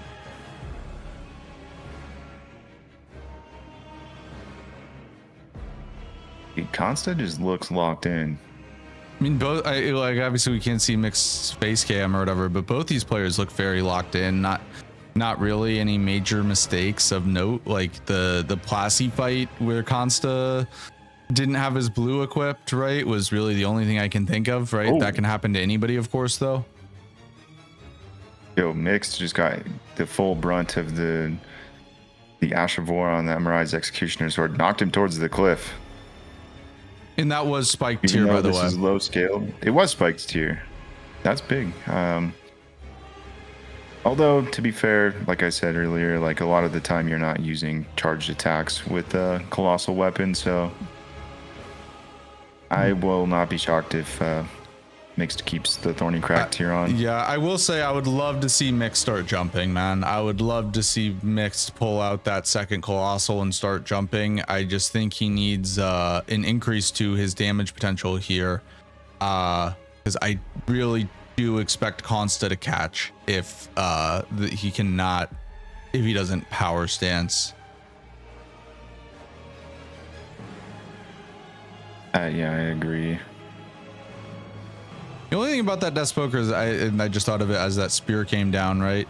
Like you do have to really know what you're doing, because you can lose a lot of time with simple mistakes, right?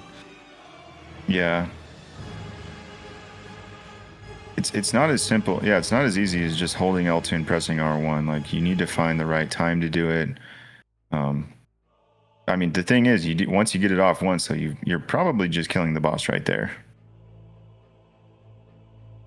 But I think an underappreciated way of using Death's Poker is just tapping L2, letting that ball of ghost flame hit the boss that you're fighting, and then because it does decent poise damage if you do enough of them as well. You can stagger just from that first part of the Ashavor. Yeah, Mixed. I mean, both players seem to be on a very solid pace, but especially for Mixed here, right? 32, 36 in just about an hour. I mean, I think his record in the qualifiers was 75, I believe. So as of right now, looks very much on track to PB here. Question is just, will it be enough, right? Consta is of course a little bit behind, but again, better build. Yeah, Helios mentioning the Death's Poker speed runs, which Forza is one of the best to do it. They spam the L2 without the follow-up a lot.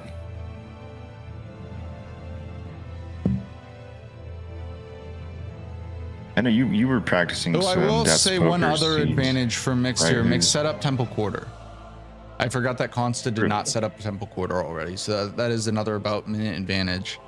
Like I said, I still feel like as of right now, Mixed is, I think the scoreboard is not lying. I do think Mixed is slightly in the lead, but it's very close, and Consta has a better build. See right here, this is where you pull out the gazing finger for Mixed, hold L2 or press L2 at least one time, and it just kills all of the ads.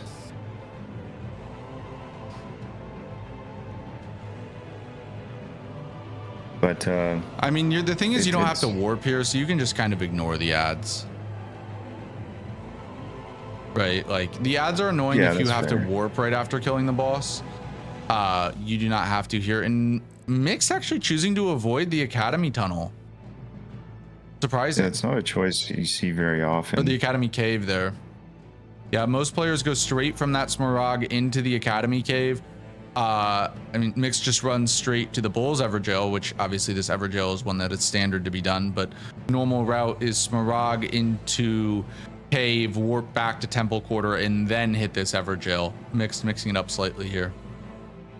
He's mixing it up. It's much like he did the Kaled Catacomb after the XX replacement, right? And like he did a longer catacomb versus doing a faster cave. It's kind of a interesting choice. You know, it's possible that they don't have stone sword keys. Maybe stone sword keys are low. Yeah. You're guaranteed 5, so you're guaranteed Weeping, Godefroy, and the Old Altus Tunnel. On this seed, I think Old Altus Tunnel is less important because it's not part of a required chain to get to Sanguine Noble. You have Mount Gelmir's Grace, so you'll have a Grace right next to Old Altus Tunnel anyway. You can leave that as a like flex check for later. I think the fastest way to when you're coming from Mount Gelmir to go through Altus is to do the Sanguine Noble chain to get up towards Godskin Apostle's Grace, take the Godskin Apostle Grace, get the Bell-Bearing Hunter Grace, and then go do the Lanciax chain. And after you finish the Lanciax, Miranda Flower, Tree Sand Duo, FSB, you run to Highway Junction, so you can get the Knight's Cave and Godefroy, and that gets you also to Gillica and the rest of the checks down there, Sage's Cave, Tibia Mariner, and so on and so forth. But you can alternately run from Gelmir down to the Troll Cave, Old Altus Tunnel, to get to Erdtree Gazing Hill. That is correct. I'm not sure what's faster. Like, what do you think? Who's from Gelmir? Yeah.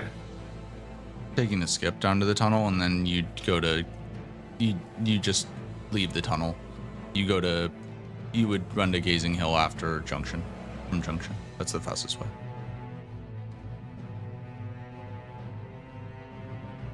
It's a really awkward line because of the hill. You have to, if you're going up to Erdtree Gazing from outside, you have to like run down. You have to run around because there's a slope. You can't really jump up. Mm-hmm. Little close there for Consta with that Crystallian, but he goes ahead and, not super close, but a little tighter than you'd want to see, right? Goes ahead and hits it down nicely though. Especially as you're just foregoing healing the whole time. Like, all right, you got to get this down eventually. We've been waiting for Consta to catch up, right? Like in score. It's not happening yet. Well, Mixed he is lost just another maintaining his minute pace. because of the Temple Quarter run, because Mixed ran to Temple Quarter earlier, right? So that was True. a little bit of pace that Mix had in the bank over Consta, right? And Consta just had to, pay the bill right now. Yeah, there is a little bit of a difference though, because Consta went all the way to Mausoleum Compound. That should true. even out So the yeah, difference, right? he'll make a little bit back up there. But yeah, I agree with Helios. Mixed is also just gaming right now. I think I haven't seen Mixed run every single seed, of course, but I've competed with and trained with Mixed for a very long time at this point. I hold him in higher regard than I think his seeding says, right? He's also used to competing in competitions like this. Not surprised to see him with an incredible performance so far here in the first round of the playoffs. The question is, you can have all the incredible performances you want, but sometimes DP don't care. Is it enough, right? Yeah, especially like a boss like this is Godefroy. To be fair, Mixed did skip this boss, so we didn't get to see the difference in fight time, but Godefroy would just be annihilated by DP compared to this staff. Can you beat the DP don't care? Right now it looks like the answer is yes, but once again Consta is catching up, Consta has 3 bosses ahead of him, which will put him at 42. Meanwhile, Mixed is on his way to 4 bosses, so yeah, and also again, Mixed. like as we say a lot, a death changes everything. One death is all we need here for the entire landscape of this game, right? The players are so good that we do mostly talk about pace, but keep in mind that the game is on a knife's edge at all times, because one major mistake is the difference between winning and losing. Right. Nice skip there for Mixed. And finally we get to see the Falcons fantastic again. dancer fight. L2R1 on the poker, straight into the Revenger's Blade, man. Beautiful from Consta there. Yeah, Consta just needs more fights like that where he's just massively faster than what you can achieve with the staff of the Avatar. Mm-hmm.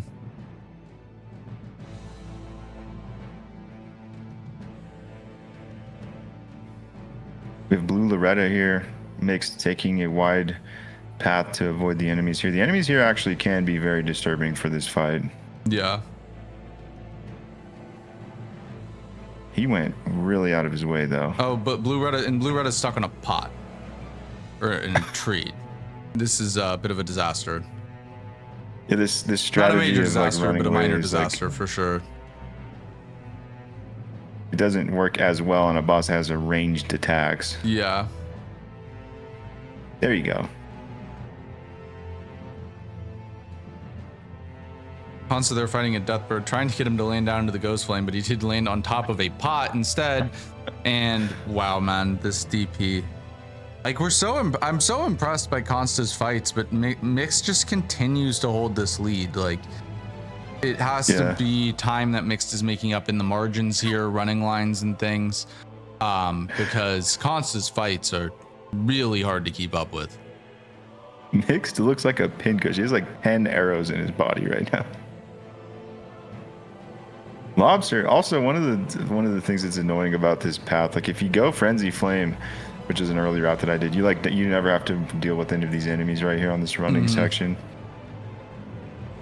But doing right side Lyrinia, you know, that's the price you pay. Now you have an entire new area to avoid enemies. But the Lobster didn't notice him, so.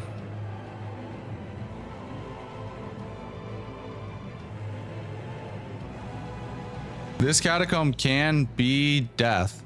So far, the only death that we've seen in the knockouts has been in the catacomb that Mix is entering right now. And Mixed is literally buffing before running through the catacomb, and I can't blame him. Yeah. Buff for fights? No. Buff for running section? Absolutely.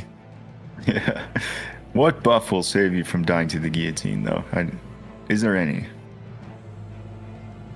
I'm not sure if it does a set amount of damage or if it's just an instant kill or what. No, it's not an instant kill. I've survived being chopped before. Oh god. Oh god. Oh god. Oh my god. Oh my god. Oh my god. Oh my god. Mix got chopped there. He got chopped and lived. He did. He survived that somehow. Yeah, if you have enough, it does a ton of damage, right? But it's not going to insta kill you with this amount of health. Yeah. Yeah, that was terrifying. If we could have a heart rate monitor on Mixed thing right now, it'd be 140 at least. Yeah, that was almost died in the exact same spot where Duke Gustav died yesterday. Obviously, different set of enemies, but exact same spot. Yeah. Their bloodstains would have been on top of each other. Yeah, it was literally in that like tiny little corner. in that corner.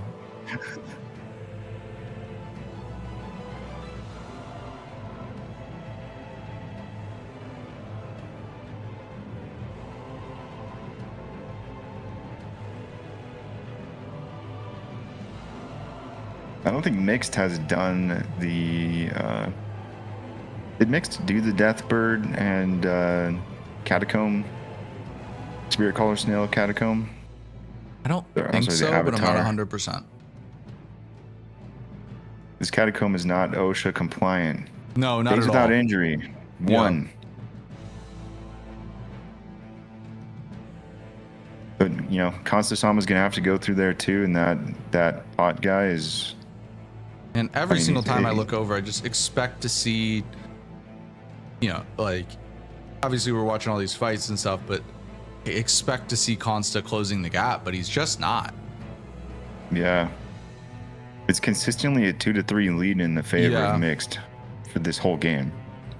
Mixed gets a Dectus half there, but that is irrelevant. Yeah. And now Mixed going towards northern Kaled. He has Ravi Balcony early on in the seed. He killed the Tree Sentinel at Summonwater Village outskirts and went here and got Ravi Balcony. There's at least 5 bosses in this area. He has 4 bosses that he's running to right now. Pumpkinhead Duo, the Dragon Barrel Bell-Bearing Hunter, and then the 2 with Hughes and the Clear Out Knight duo. Yeah. Also, we are really starting to get towards the business end of this match here, right? Yeah. It's not pressing that the players go to Altus now, but they're definitely starting to think about it. How many bosses can I route in before I need to go to Altus here? And, you know, how make sure that I can clear the full of Altus.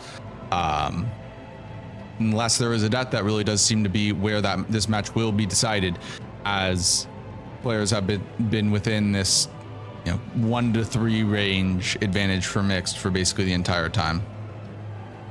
I mean, we've been talking about catching up, and it's looking, dude. It's just every time I think it's about to happen, mixed it claims more bosses. We're back at a 2. It was a one boss gap for a moment there. Now it's back to 2 again. Yeah.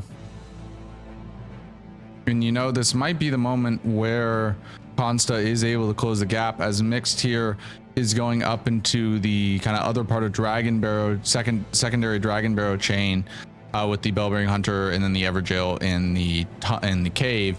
That is a rather slow chain. Consta here, who is in a little bit of trouble with this little red Ash of War. Yeah, just has this and then the Catacomb, which those are 2 very fast bosses as long as you don't die in said Catacomb. Be careful. There's a cliff behind him. Yeah, he just fully rushed into this, ignoring any notion of additional enemies. Absolutely threw caution to the wind. Yeah. Yeah. It's like also important to note, like, Consta-sama's in-game timer 1 hour 11 minutes 40 seconds, and mixed 1:12:30. So he has like a 40-second. He's got about 40 seconds more worth of in-game time compared to mixed to work with, and one boss down. With those 40 seconds, he could very shortly here be closing the gap, even taking the lead. Did Consta drop a minute again? Or is this just stream delay? It does look out of sync, actually. Yeah, we have 47:10. He dropped time, yeah. I seem to have to I don't know how it just drops every few minutes, but I seem to have to refresh it. It's no big deal. Yeah. Mixed has like basically a perfectly accurate overlay. Yeah, Constance just seems to need to be refreshed a little bit. Yeah. I mean, even after refreshing, it's still off by like 20-30 seconds. It's just stream delay. Yeah. If this match does come down to a situation like what happened in that Forza ENSG, Sci-Fi and I will watch their individual VODs just to double check, right, that the result is correct. If it does come down to, if it does get that close, which is very possible here. I mean, so far this is an incredibly close matchup. Consta-sama, it's better to be lucky than it is to be logical. Runs to the guillotines, jumps on it. One cycles the catacomb, as they say. No problem whatsoever. Just jumps on the guillotine, makes his way to the upper ledge. Never has any interactions with any of the enemies. And that was a big Ash of War that he got off before getting stomped on by the horse. I mean, 46, 47. Mixed reads the stagger there on the Deathless Bird. Gets it. Very nice. You love to see that. And Mixed is now going to Gelmir. He's deciding to enter Gelmir at 48. Still has some bosses pre-Altus that he could clean up later, but I think this is a perfectly reasonable time to go ahead and start hitting up your Altus checks here. We have a watchdog here.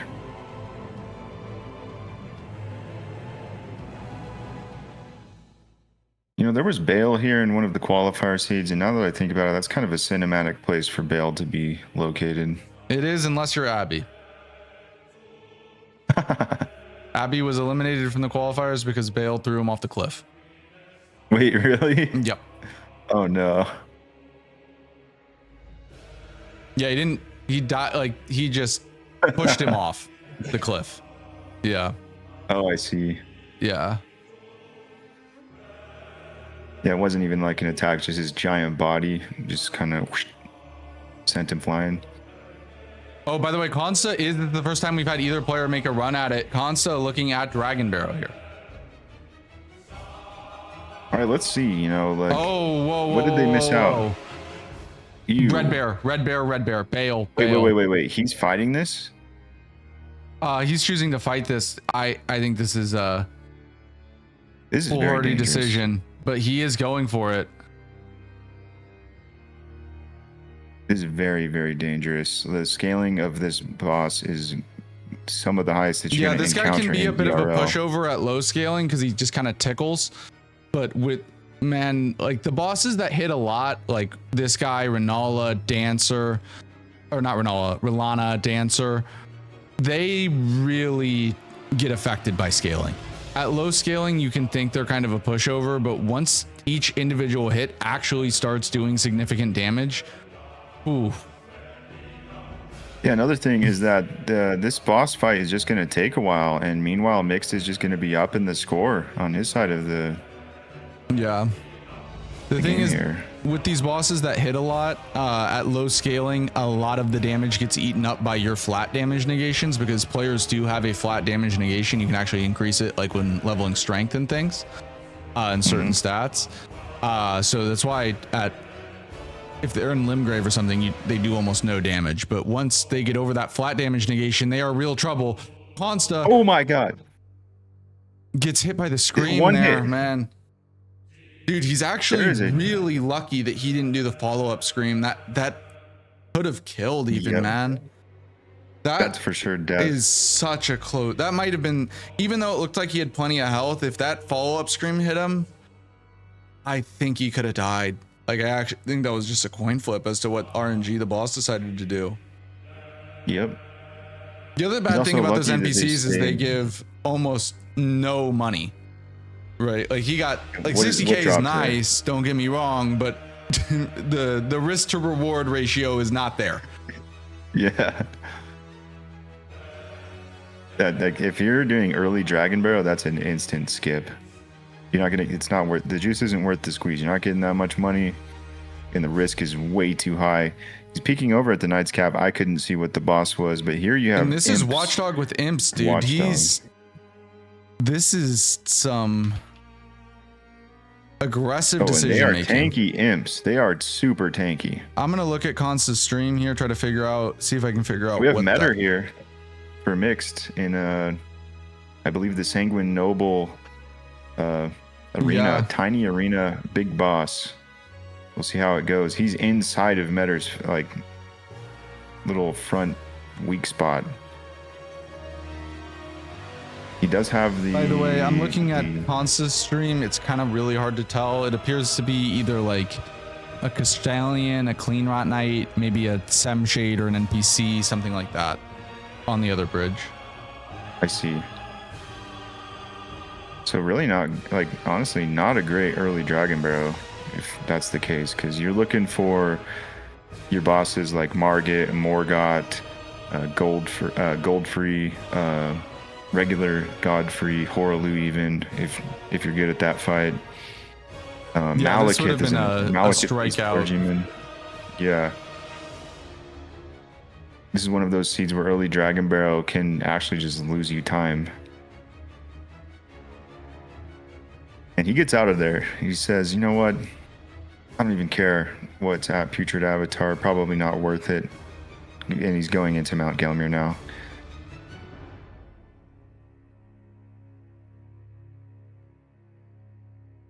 I mean, despite those long fights, he's still staying 2 points behind Mixed. Yeah. He's still within touching distance for sure. And there's still another boss in Gelmir that's very fast to get access to. It's normally a demi-human queen inside of a cave on the other side of the bridge. The one thing that is concerning me is Consta is getting hit a lot and trading a lot with this poker. And you can't do that in Altus. You just can't. Right. Like, you can a little bit, but it's he's gonna have to clean it up a little bit. This is also where if you were to prefer a stat distribution, like choosing dex or int, like int would start paying off in droves here as the scaling gets higher if you're going to be using Death's Poker mainly. By the way, this is not Vanilla Apostle. This is Snail. This will be a long fight for... It's Snail. So it's actually going to be a long fight for both of our players here because strike damage, strike holy for mixed, and no status effects for Consta.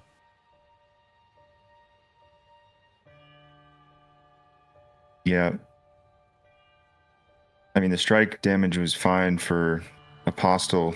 It's going to be even worse on Godskin Noble here for mixed, though. I will say there's something nice about just having a weapon and just using that the whole seed. Yeah, it's no thinky, just bonky, right? Yeah, exactly. Like there's no mental overhead, like we saw with Consta going into that Plasty fight, just like the scrambling of like trying to pick, I need to get back to the ultimate, optimal weapon for this fight, and then I think it ended up like making the fight a little bit worse. And big stagger there by mixed for Noble, gets a big hit there before taking the riposte. One charge attack should kill this. He gets ideal RNG there, takes Noble down. Yeah, that's what you want to see. Mixed will clean up the Snail here. Consta actually evens it up on the scoreboard for just a second here before Mixed kills the Snail. By the way, just to give you an update on the other match that is going on, it has just started. It is currently 15-11 for Aggie with a little bit over an hour and 30 left. So they still plenty of time in that match. But just to give you guys an update there. It's nice to get that the Noble down before he does the giant spinning rolling attack where he just wastes your time. Never seen someone swap more than who's. Well, I think it's valid if you're super in practice with it, right? And if your menuing's like on point. And also you have to decide like within a second of seeing the boss of what you're gonna pick, right? No hesitation, just immediately go for it. Like hesitation is the feat.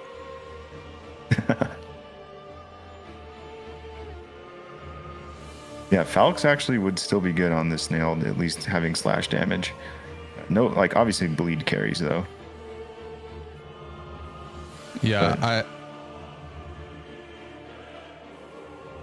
Who's this routing here? I mean, he just doesn't want to do the skip down. I think he's going to the old Altus tunnel. He's taking the Spirit Springs instead of jumping down on that rock. Okay, that makes sense. Got it. I just wasn't sure where he was going.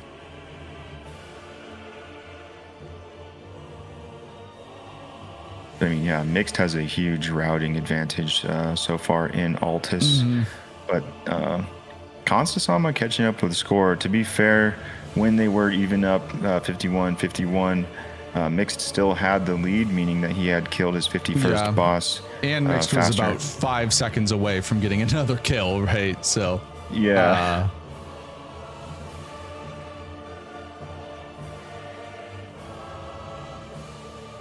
And Consta does have a lead of about a minute here on Mixed, which is notable for sure. Very easy boss here. I expect Hughes to get completely annihilated by Death's Poker. Oh, Esker, a scary one here. Esger's terrifying, but he's running up without bringing his dogs with him. Yep, good. That's how you have to do it. You cannot charge into Esker. Esker being an NPC, NPCs have very wide aggro ranges. So his aggro range is way bigger than that of the dogs.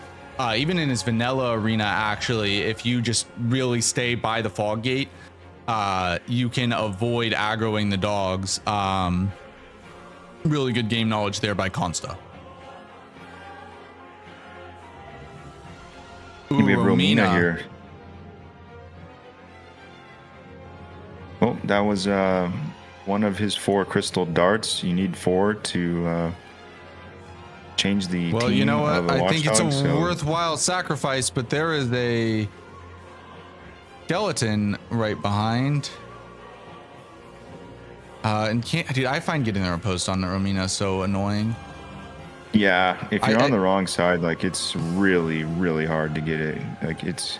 I also feel like sometimes it just doesn't want to give it to you. I'm like, I'm in the right spot. Like, yeah. Why, game? Oh, that little skeleton. Oh, butterflies come out. Actually. Butterflies come out. Mix. Okay, got lucky. He's good. Oh, they actually just all went off into Narnia.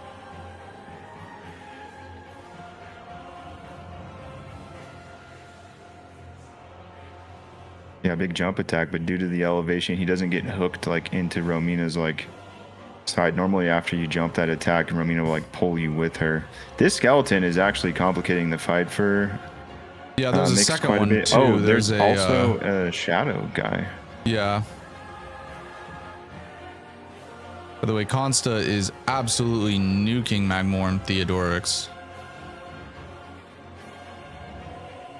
Mixed needs to be extremely careful here. That's a grab attack, which yeah, he also is very close to running into a second pack of enemies. Butterflies all around him.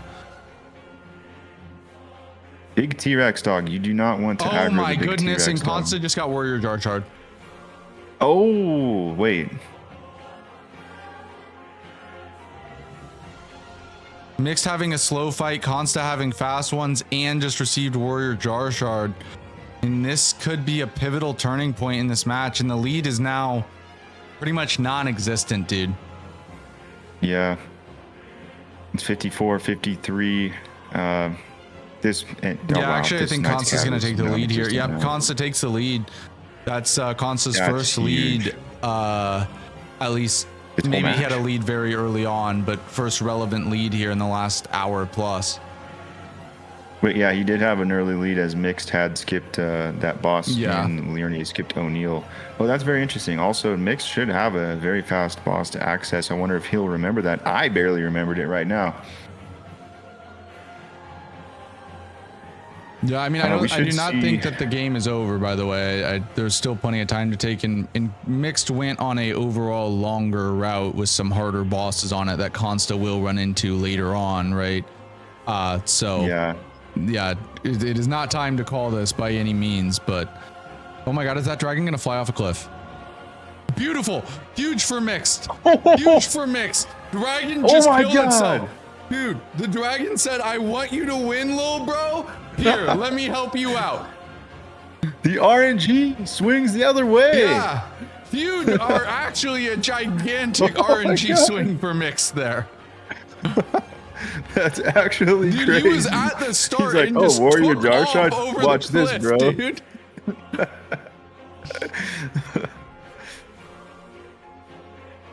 That's the only time I've ever seen a dragon fly away. I've never seen it. I was like, because it was so far. He had to go. He had to cover some freaking distance. Yeah. Mixed takes the lead back there with the fastest dragon fight I've ever seen. Yeah.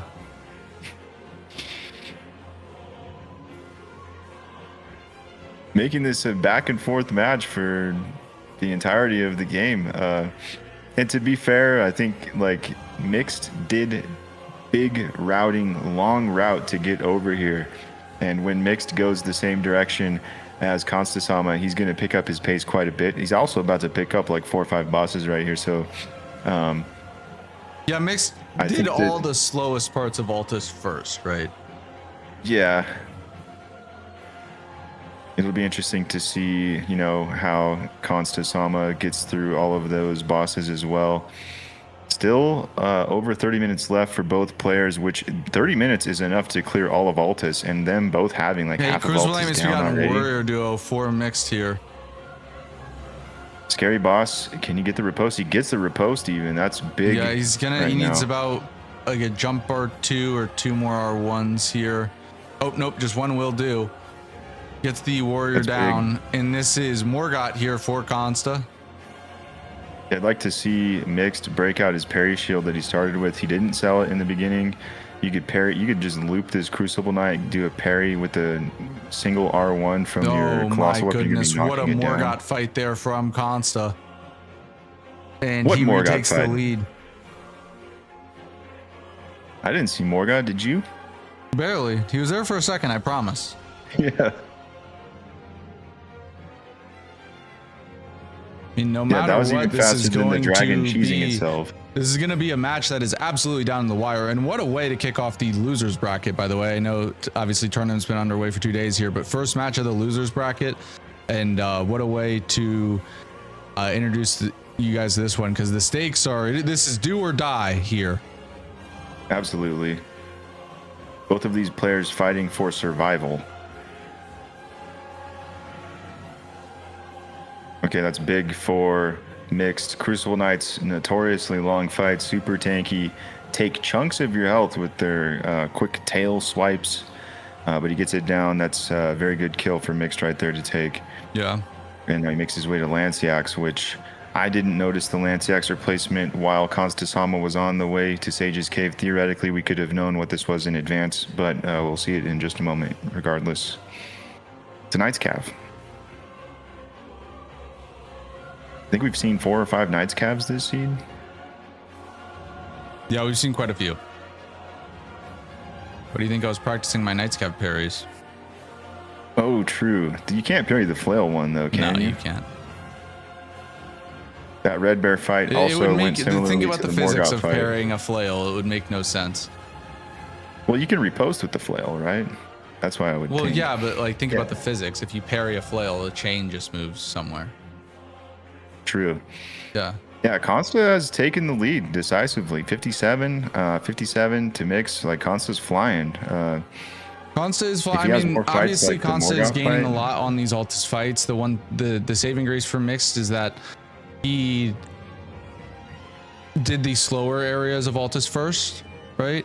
I mean, the other thing too is Consta has been playing a lot riskier here than mixed with some of his Altus fights. Trading a lot more, definitely in peril more. So, you know, a mistake could happen at any moment, and that would be the decider here. He has just completely abandoned Falx, which, to be fair, like the bosses he's been fighting, it wouldn't be better anyways. But I don't know. Do you think they have any larval tier? I would want to respec. I would want to put magic shrouding tier at least. Yeah, I would change up the build a little bit, but I don't think he's wrong for abandoning Falx at this point. I think unless you have like Claw Talisman or like significant amount of buffs, I mean, he just got shard, like Warrior Jar Shard, right? Like not only is DP the stronger weapon in a vacuum, but the buffs point you DP's way as well.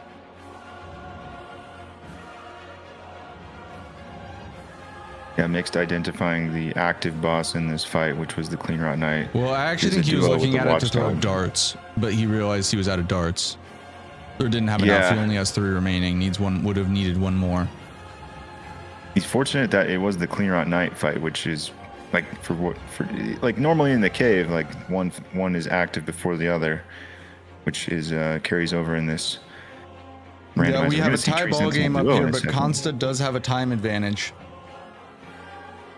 Yeah, Consta has a time advantage, is moving faster.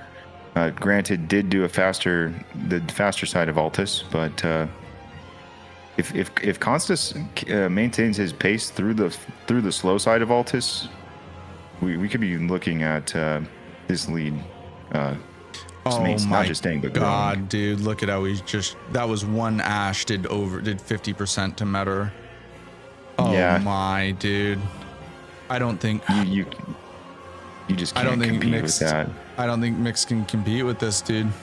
He's playing his ass off, but DP don't care. DP don't care. I think the only way he could have competed with this is if he decided to jump. He had to, instead of just using the 1 Colossal, I think he had to equip, he has Gazing Finger, and I think he would have needed to jump. I feel like that's the only way he could have maybe competed with the DP here. DP was in the Graveyard by Bernal. ETS got a little bit lost here, and Altus is here at the Falling Star Beast replacement. Mixed is going to take the lead back for just a second here. Yeah, we do know that Godskin Apostle is the Spirit Caller Snail Apostle. And this will be a long noble. fight. This will be a long fight.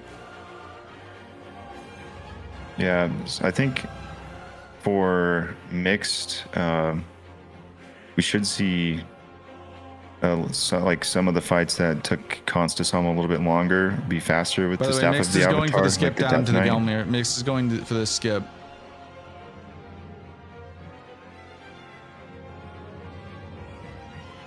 Beautiful.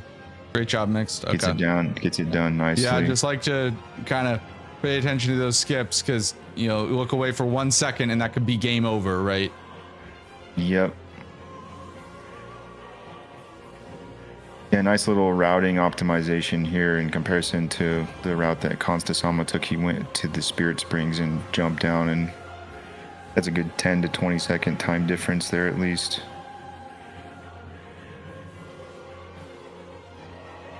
Yeah, I don't think that Godskin Apostle, when Mixed got into the fight, I don't think he had much of a... I don't think he spent much time in the second phase of that fight, but he did use his Stone Barbed Crack Tear to get through the Apostle pretty quickly, and his Noble was a little bit slower because of that, but... Yeah. Let's see how the Death's Poker does here.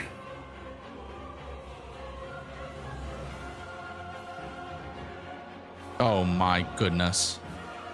Yeah. DP don't care. DP don't care. We have Esger for Mixed. He's crouching Yeah. to try to get Esger to get a little bit closer, also to avoid having the dogs join the fight, which is smart.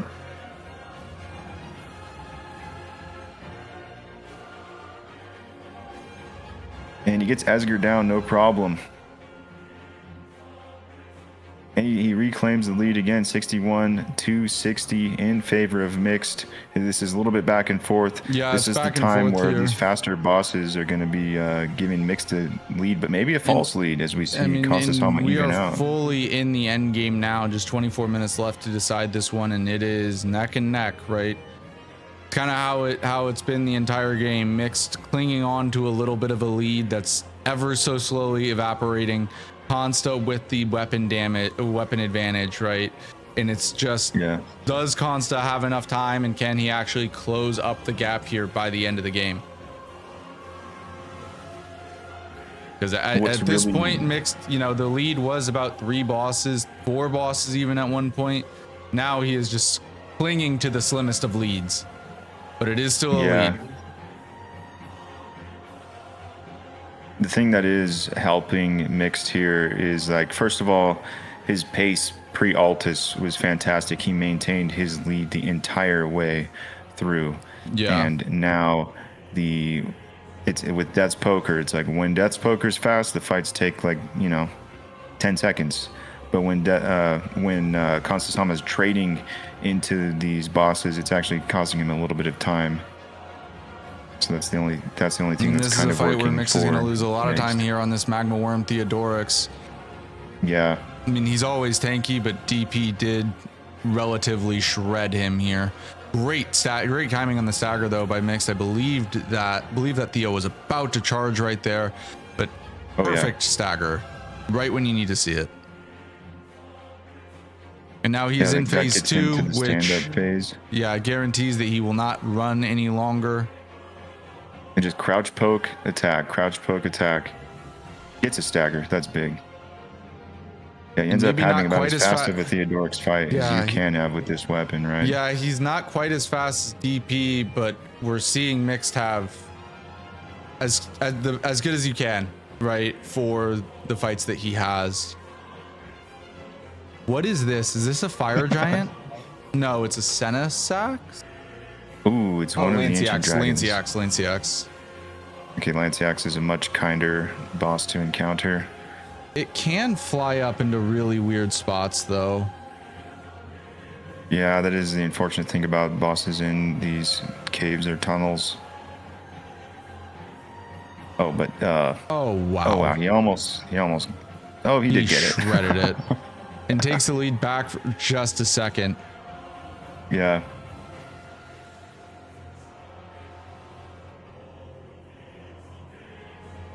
Yeah, you're not getting that Lanciax fight. You're not getting that Theodorix fight. You're not getting that Godskin Snail fight. You're not getting any of these fights with the Staff of the Avatar. Like the Metter fight. We're going to see how it works on Romina. I anticipate a very fast Romina. Battle Mage Hughes should be 1 Ash of War, maybe an R1 after that. Like the bosses that are ahead for Consta Sama are gonna fall down.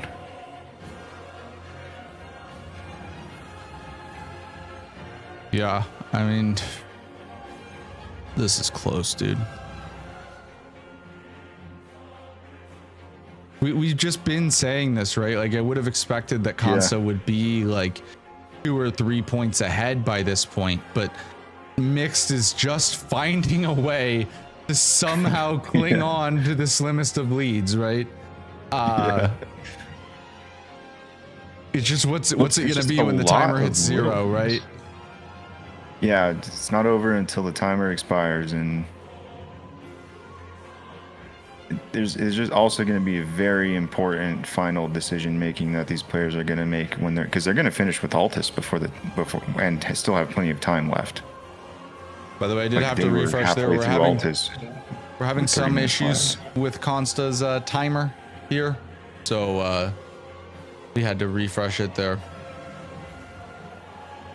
Let's see if we get this. I'm really curious to see how the Romina fight goes. Just having Death's Poker and being able to leave trails of fire everywhere. Some of those ads that were like really a pain in Mixed side shouldn't even be relevant. Both their timers are pretty off right now. Okay. Yeah. Oh, wait, for sure. Yeah, because Mixed has a 140. Both the player timers are pretty off right now.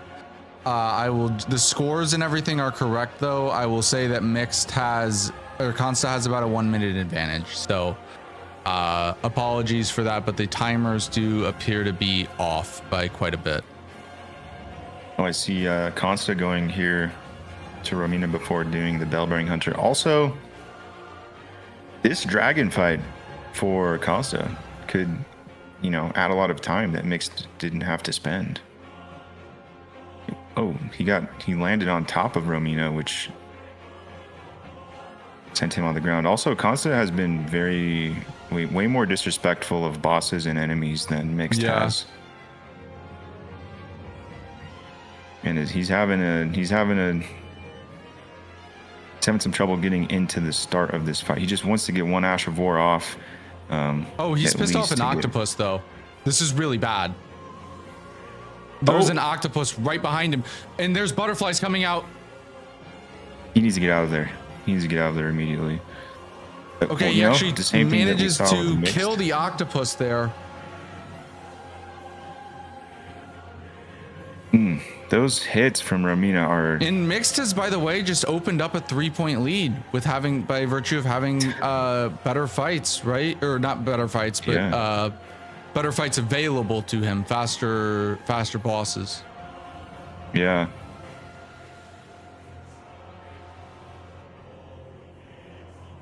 There's Romina for Consta gets that one down, and then this is going to be the one fight in Altus where I can guarantee you Consta will not make up any time, as the dragon just immediately decided to kill itself for Mixed.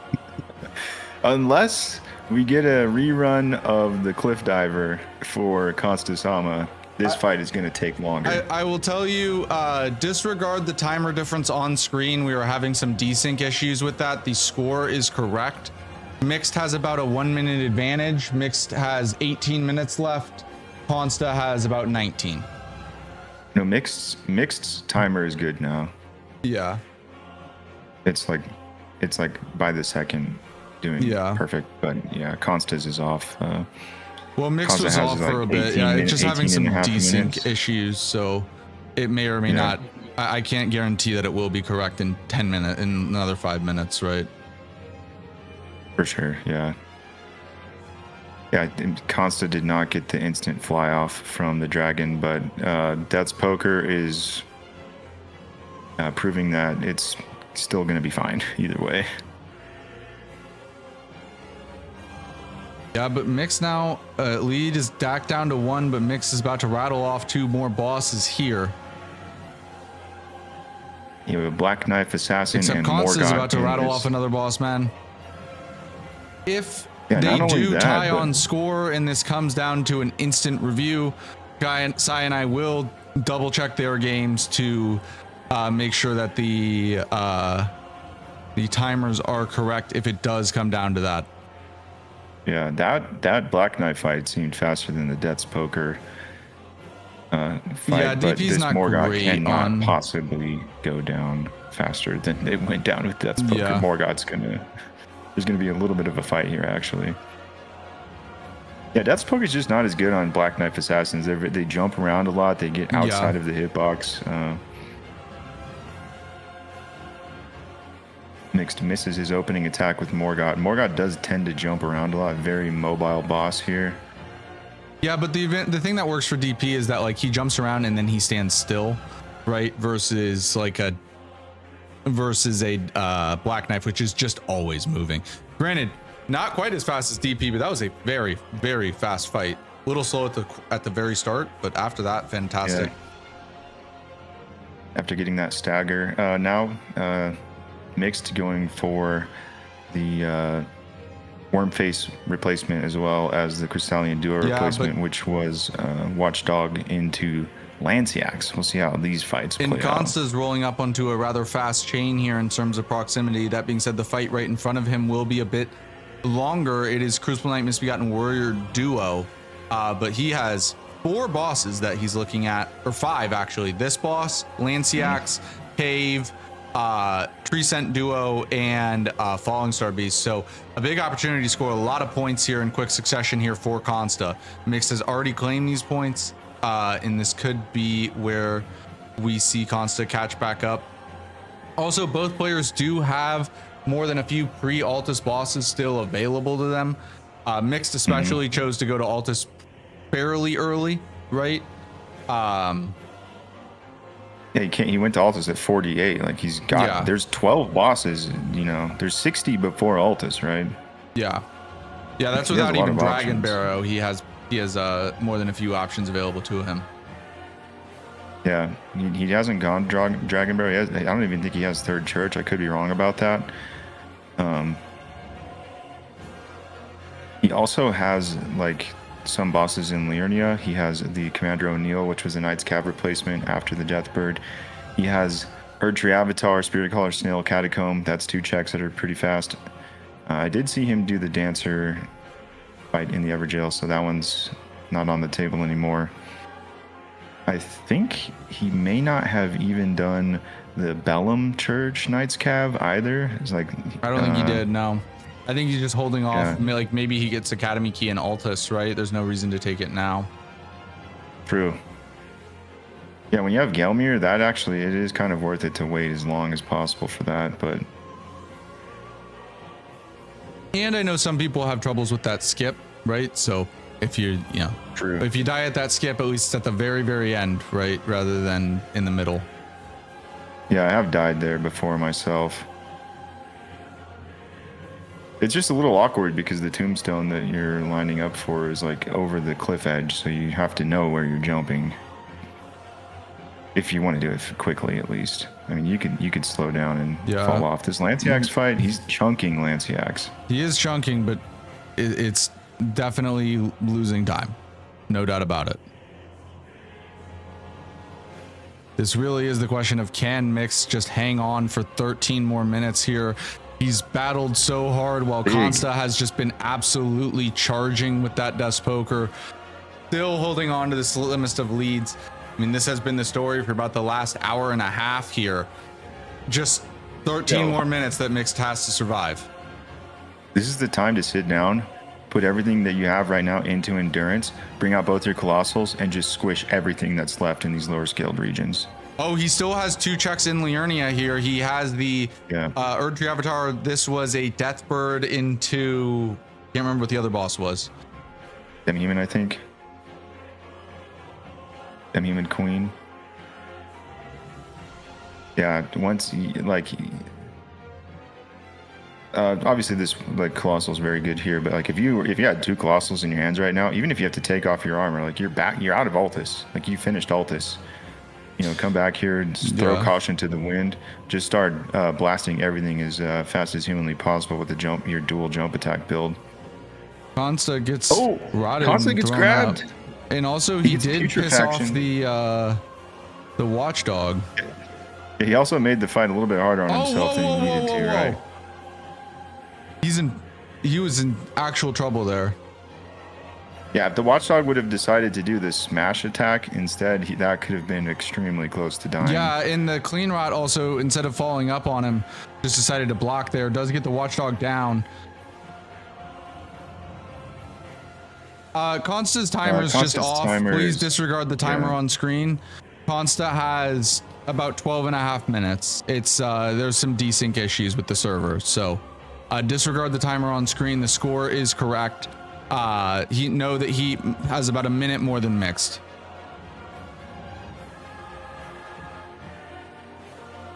Yep. About a minute more, 2 bosses behind, but looking at 2 bosses right in front of him right now, while Mixed is only looking at 1, so he should be closing the gap by at least 1 right now. Fighting a death bird. Yeah, the timer actually on his screen is correct. Just the one in the bottom left, the bigger one, is having some desync issues. I know that timer is small. If you are able to see the timer on his screen, that is correct.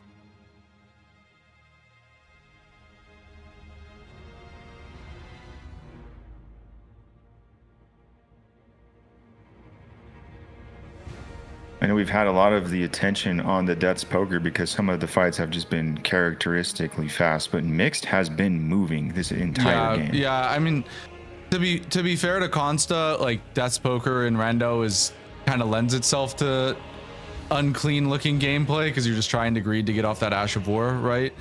But Mixed has been incredibly clean with his fights, and there we go. Consta takes that really fast chain, and we now have a tie game, 70-70. Oh, it was gold free. It was gold free. It was gold free here. Oh my! Consta hasn't even done this part of Kaled. Oh, he has a lot of bosses available. I mean, this is a free Limgrave boss right here. Consta's gonna take the lead. In 1 Ash of War and it's dead. Yeah. Yep, that's the lead to Consta, 71-71. And he's on his way to like 5. There's 3 bosses right here. I mean, they're actually both looking at very similar bosses. Yeah. I'd like to see Mixed remember to go back to Commander O'Neill as well. Yeah.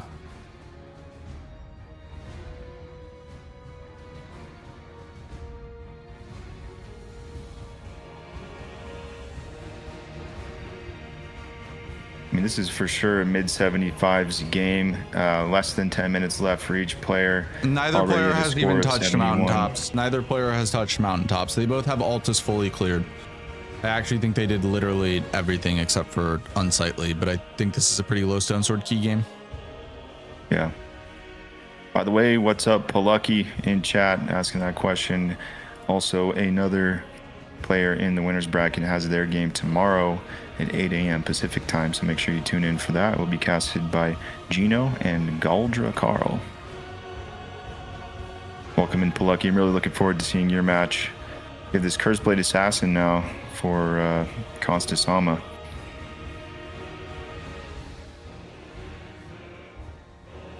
He's able to tank those little daggers that the Curseblade threw. Chooses not to do the Catacomb. Consta now at 72. Killed that at about 150-10. We'll see when Mixed gets this kill to put him at 72 to see exactly how far behind he is. Yeah, this particular fight goes down with Death's Poker ridiculously fast. That's about one. Man, Mixed is about 80 seconds behind here. I did not realize that Consta even still had the Limgrave boss available to him, right? Yeah. This is looking tough for Mixed here at this point in time. Okay. Back to Dragon Barrow West, we have Hughes and Clean Rot Knight. Also, there's the Dragon Barrow Bellbearing Hunter, which Mixed is going to right now. That's 3 bosses that he's looking to kill, which would bring him to 75. Meanwhile, obviously, Consta Sama's on the way there, but has 1 extra boss on the way, so that should bring him to 76 after all is said and done here. Yeah, I think the hope for... This is the right move if you're Consta. Stand in the blood and just Ash of War. Yeah, but it was close because he was at half health, about to get bled. If he got hit like one more time, man, he very could have Like, even Wait, though what is I going like on with standing this in the race? blood, that was there's a there's bug. a dragonfly right there. There's a dragonfly. Oh my god, he didn't see it. He just warped back. I think I remember seeing that happen to Constasama as well. Yeah, he didn't see the fly, just thought it was bugged. Look, I'm not gonna say it's GG's yet, especially because they're walking on up to a fight that is incredibly high scaled. They are both in the exact same spot right now. A, Consta could have that same time loss, and B, they both could die to this fight, right? Depending on what we'll see what the actual boss is. But third tree avatar, I mean, less likely, but splitting avatar, you never know, right? True. Well, splitting avatar is falling over with Death's Poker for sure. We should be seeing a stagger. There's the stagger. It's the riposte. Oh, Consta didn't have the same issue with the Grace fully charged avatar. Here. It is splitting avatar. This should stagger right now.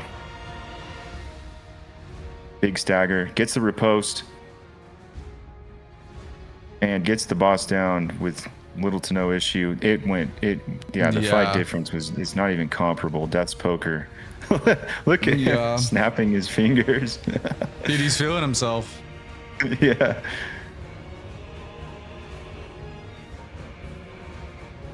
And also going to Hughes and the Clear on Right duo, while Mixed going to the Bellum Church Knights Cap replacement. I mean, I think if you're cheering for Mixed here, you have to be hoping for some sort of a disaster here for Consta. Like, maybe doesn't need to be a death, but needs to be a massive time loss somewhere, right?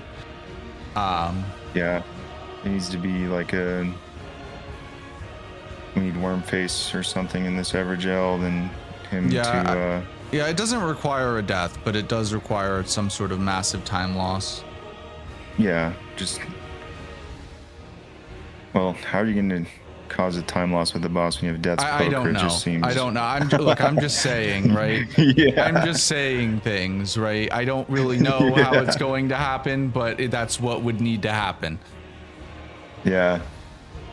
Yeah, at this point, like, it is just looking decisively in the favor of Constasama. He has more time left, has more bosses done, and is completing chains right now. Like, Mixed has a little over 5 minutes left. Consta has a little over just about 6 minutes left right now, and has a boss lead, right? Like, having more time and more bosses it looks very good. I do also just want to say, man, absolutely hats off to both players here.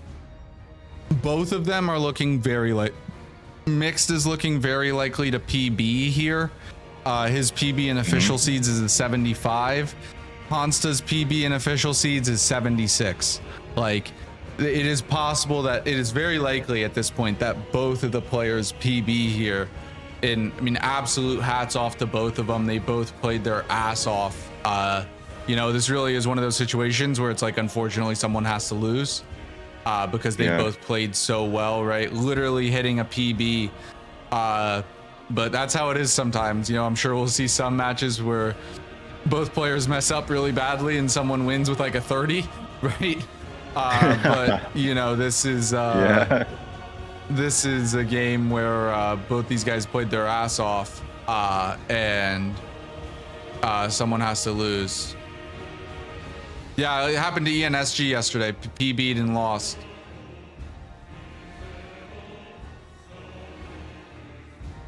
Oh, very good attack cancel there.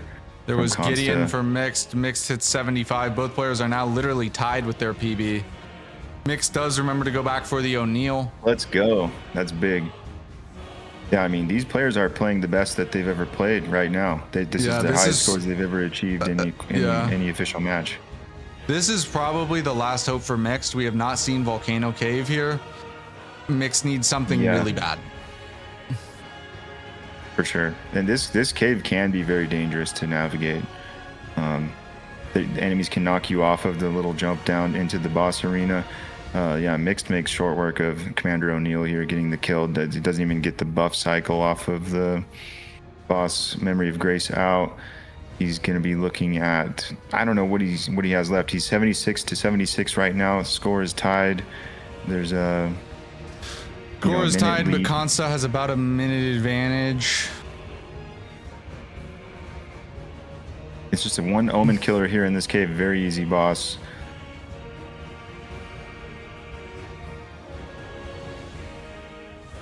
Yeah, that was Consta's really cursed, and Consta navigated it super well.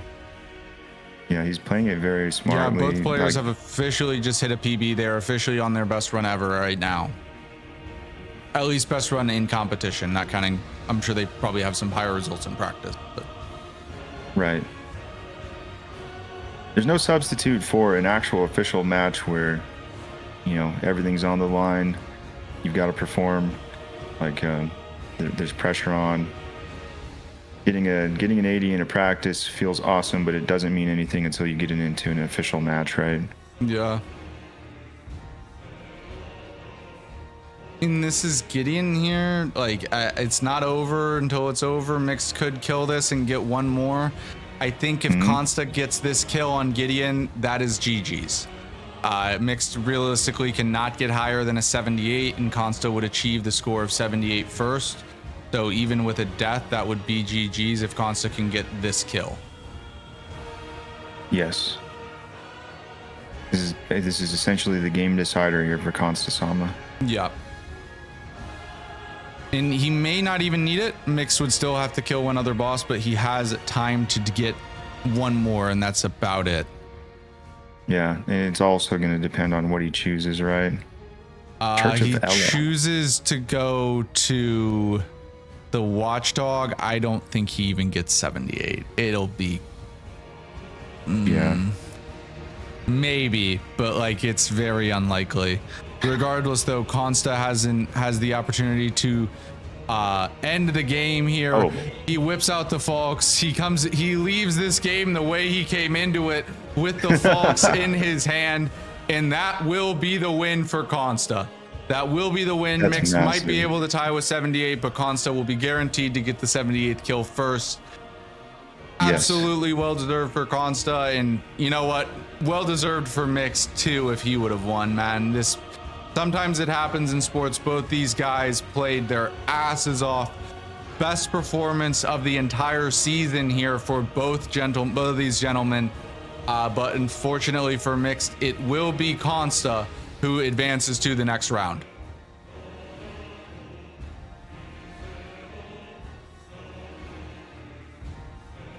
Now Consta's just playing to, well, I mean, obviously he also does not know that the game is over, but just playing to increase his PB even higher.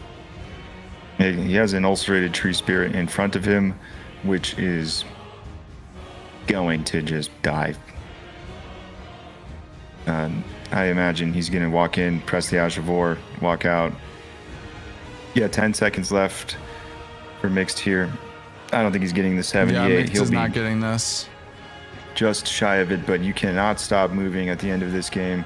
You have to play until the whistle is to play until you hear the whistle, as my coaches used to say when I played football. Yep, and there goes the whistle for Mixed. Man, what a run, dude.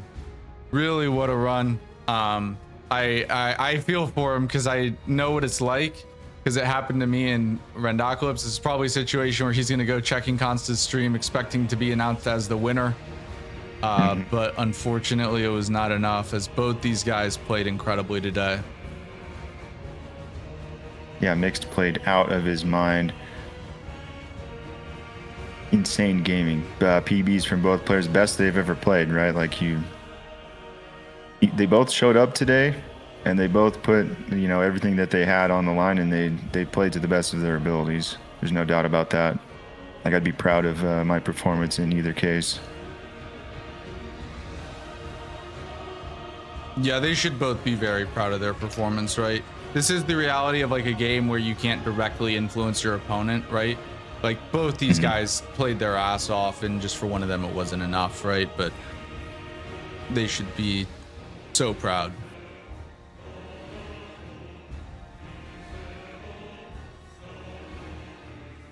Yeah, so that does give us our final score, though. The timers have expired 79 to 77 in the favor of Consta Sama.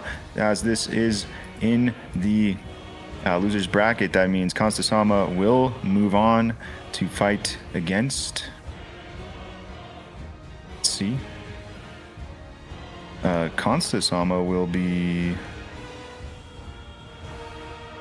facing off with the loser of match W8, which is he will be facing off against the loser of the Iron U and Jeff match. So he's either facing Iron or Jeff, two very, very scary opponents to be up against. But if he plays like he did today, you know, he could definitely beat either of them. Yeah, it was really just a fantastic performance from both. And I'll just give you guys an update on the other game. There was about 53 minutes left. Aggie is currently up 44 to 40 on Unlocked Destro. No deaths between the players. Still 44 minutes left in that game. And that one is, if you want to check it out, hosted on Parky's channel. Oh, I mistyped. There you go. I also want to, of course, I asked our players here to see if they want to come in for a post-match interview, but I do want to, of course, give a massive thank you to Sci-Fi. Please, if you're not already, check him out, give him a follow. It would be greatly appreciated. Number 7 seed in the league, fantastic player, fantastic modder, great streamer. So if you are not already, please give Sci-Fi a follow. I would really greatly appreciate it, as well as both of our players. God, dude, I can't type.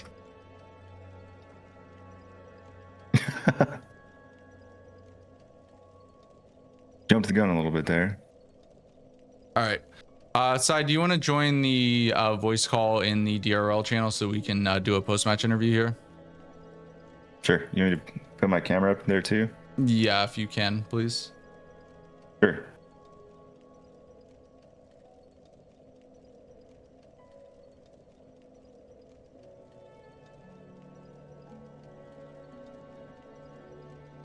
Hello. Hello, welcome in. Thank you. Massive congratulations, man. Both of you played absolutely insane. Hi, bro. Hey, hi, Consta. Hey, Hi, Consta. GG's to both of you. First off, I want to say congratulations to both of you on PBing in officials, man. Like it Thank you, man. Yeah, Yeah. thanks. This was truly one of those games where, unfortunately, somebody had to lose, right? Yes, It was me for this sure. time. Yeah. The DP was, of course, definitely made a difference. But I mean, mixed fights were also so good. With that Colossal, it was like you guys are just both playing super clean. T'avais une colossale mixte? Oui, j'ai joué le staff de l'avatar, le bot. Mais en fait, j'ai pas vu qu'il y avait Death Poker. J'ai joué l'arme en classe de départ. Oh yes.